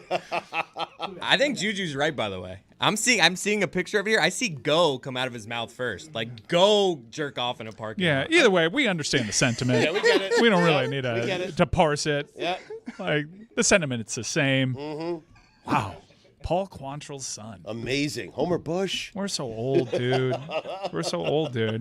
It does warm the cockles a little bit when you see Trinity Rodman out there, but then you're reminded that they don't have a good relationship and quote, don't see eye to eye on the world. Mm-hmm. Not surprising. One of my famous favorite Dennis Rodman facts is that his own father had, I believe it was 21 children, and his name was actually Philander. That's not usually something that you get. Back full circle, we just left this. Jerry Jones, it's a perfect example of keeping it real goes wrong. If you would have paid Dak Prescott 2 years ago when you're supposed to pay Dak Prescott, he would have been in the category of Daniel Jones and them. Now you're going to have to pay that man more money. Salute to you, big bro. If he wants to stay. Let me ask you guys this question as it relates to Pat Riley here locally, because for some reason in the changes throughout sports where we know all the money everybody makes and all of us feel like fantasy GMs and we all feel like we could be better architects than the people doing the architecting. I understand anybody who looks at what's happened to the Miami Heat over the last 2 years and criticizes Pat Riley for falling behind because it's a results business. But I saw that Tyus Jones signed for the minimum, and a lot of people were saying, as they do, again, because they've got the Heat have Thomas Bryant, a four-string center, and the Heat aren't getting better, that Pat Riley is washed and he should go away. And my question to you locally is, How do you imagine that happening if I keep telling you guys that 5 people run this organization and Riley reports to Nick Arison? That if you get rid of Riley, you're doing what? Bringing someone in over Spoelstra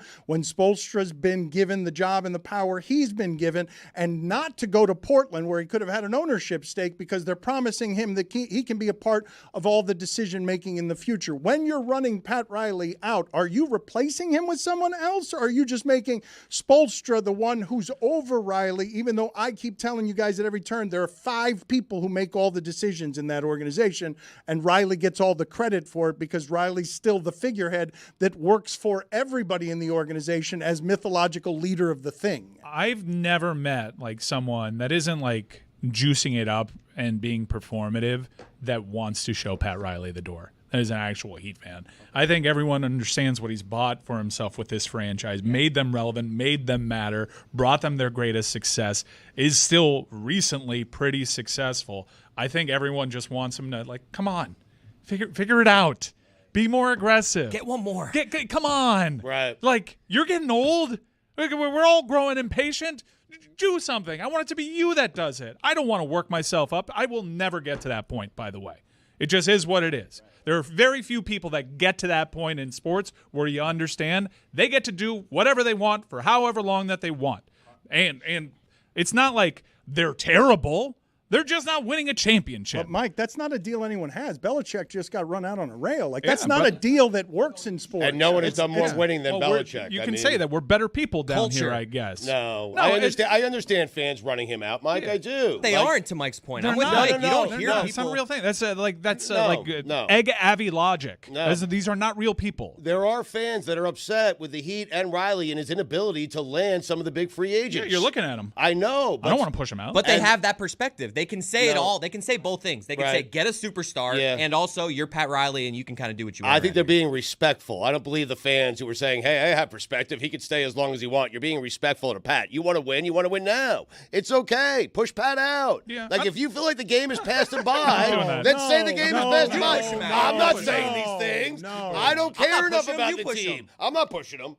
I ain't pushing him. I ain't pushing him. Tony, you push him. I mean, yeah, I will not do that. Tony, push him out. And I would say, if you're arguing that it's 5 people that make the decision, it's not one solo person, then that's a totally different scenario than what was happening in New England, where you had Kraft and you had Bill Belichick. Bill Belichick wanted all the power. He wanted so much power that when he hit an open market, nobody wanted him.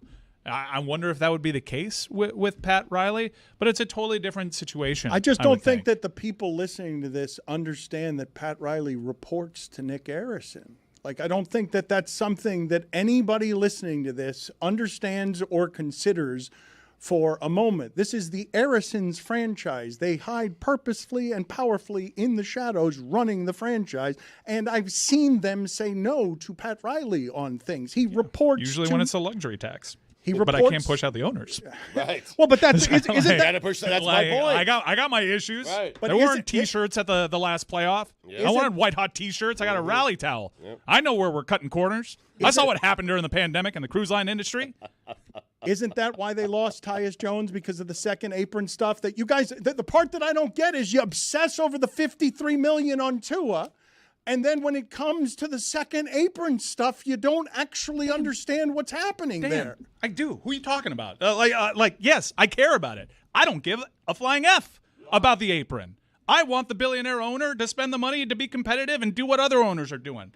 Over here, they have done so well that fans, in a twisted way, because it's spoon-fed from media that they like, hey, we got under the tax apron. Like, that's a banner that we should be raising. But, you have Heat fans that celebrate it. Wow, we're so good, we got under that apron. My point isn't that you should care about whether they get under the tax apron. My point is that earlier in the show, you were telling me that you care about Tua's contract because it has to do with whether or not the team can stay under the salary cap. Right, but it's a different sport. There's money to go around. You can go in the NBA into luxury tax town to improve your team. The Miami Heat say that they're willing to go there, but often their moves suggest, what was the real motivation here? Is it getting better? Is it getting better sometimes while also getting under the apron, which is something that, to their credit, they've been able to do? Or is it just cost cutting? and I'm not a huge fan of that. I'm not pushing Pat Riley. A sports fan never is a huge fan of where does the business save money.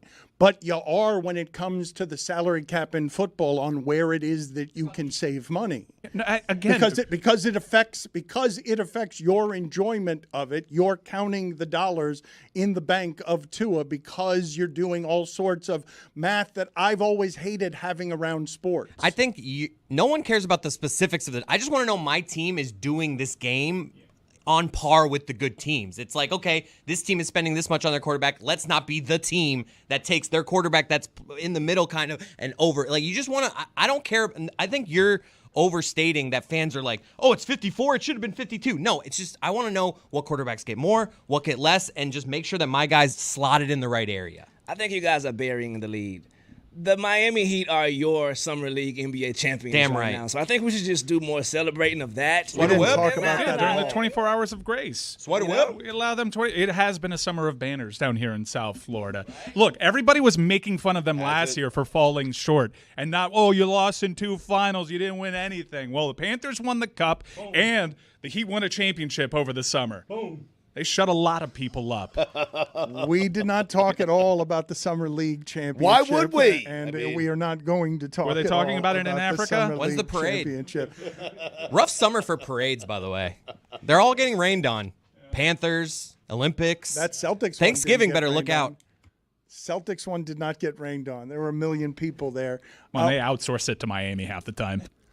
What else did you guys like about the opening weekend of the Olympics? Because I was talking about us and some of the things that we're going to be doing over the next 2 weeks to cover the Olympics, and I don't believe we've ever covered the Olympics before. Not in any kind of organized way. Not caring about. We're always waiting. What's the storyline of the day that's going to make an appearance that we can talk about and chew on from pop culture? But I don't remember in our entire 20-year history of a show us ever planning or thinking about what we were going to talk about regarding the Olympics. Yeah, and I think we've done a decent job in chewing as to why that is. And we did have like one in London not too long ago, but I guess we were in different places, and the Miami Heat certainly were in a different place, and the offseason was a bigger deal there, and that would carry us a little bit more. But I think a lot of it has to do with it's all super accessible. It's in a time zone that we can all follow.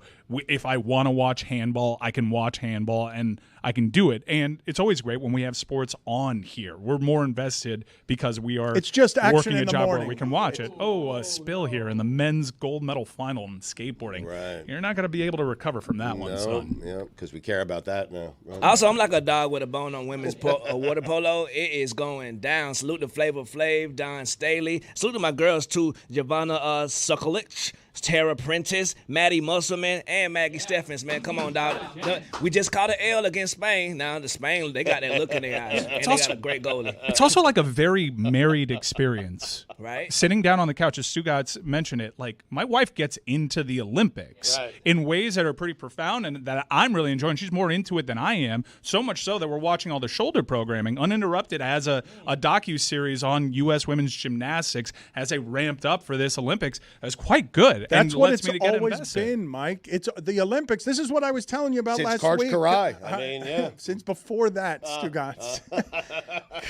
Karch Karai is not the original Olympic athlete on broadcast television. It is. It's a family event. It's always been. I'm surprised that you just realized it after 4 days again. Took me having a family.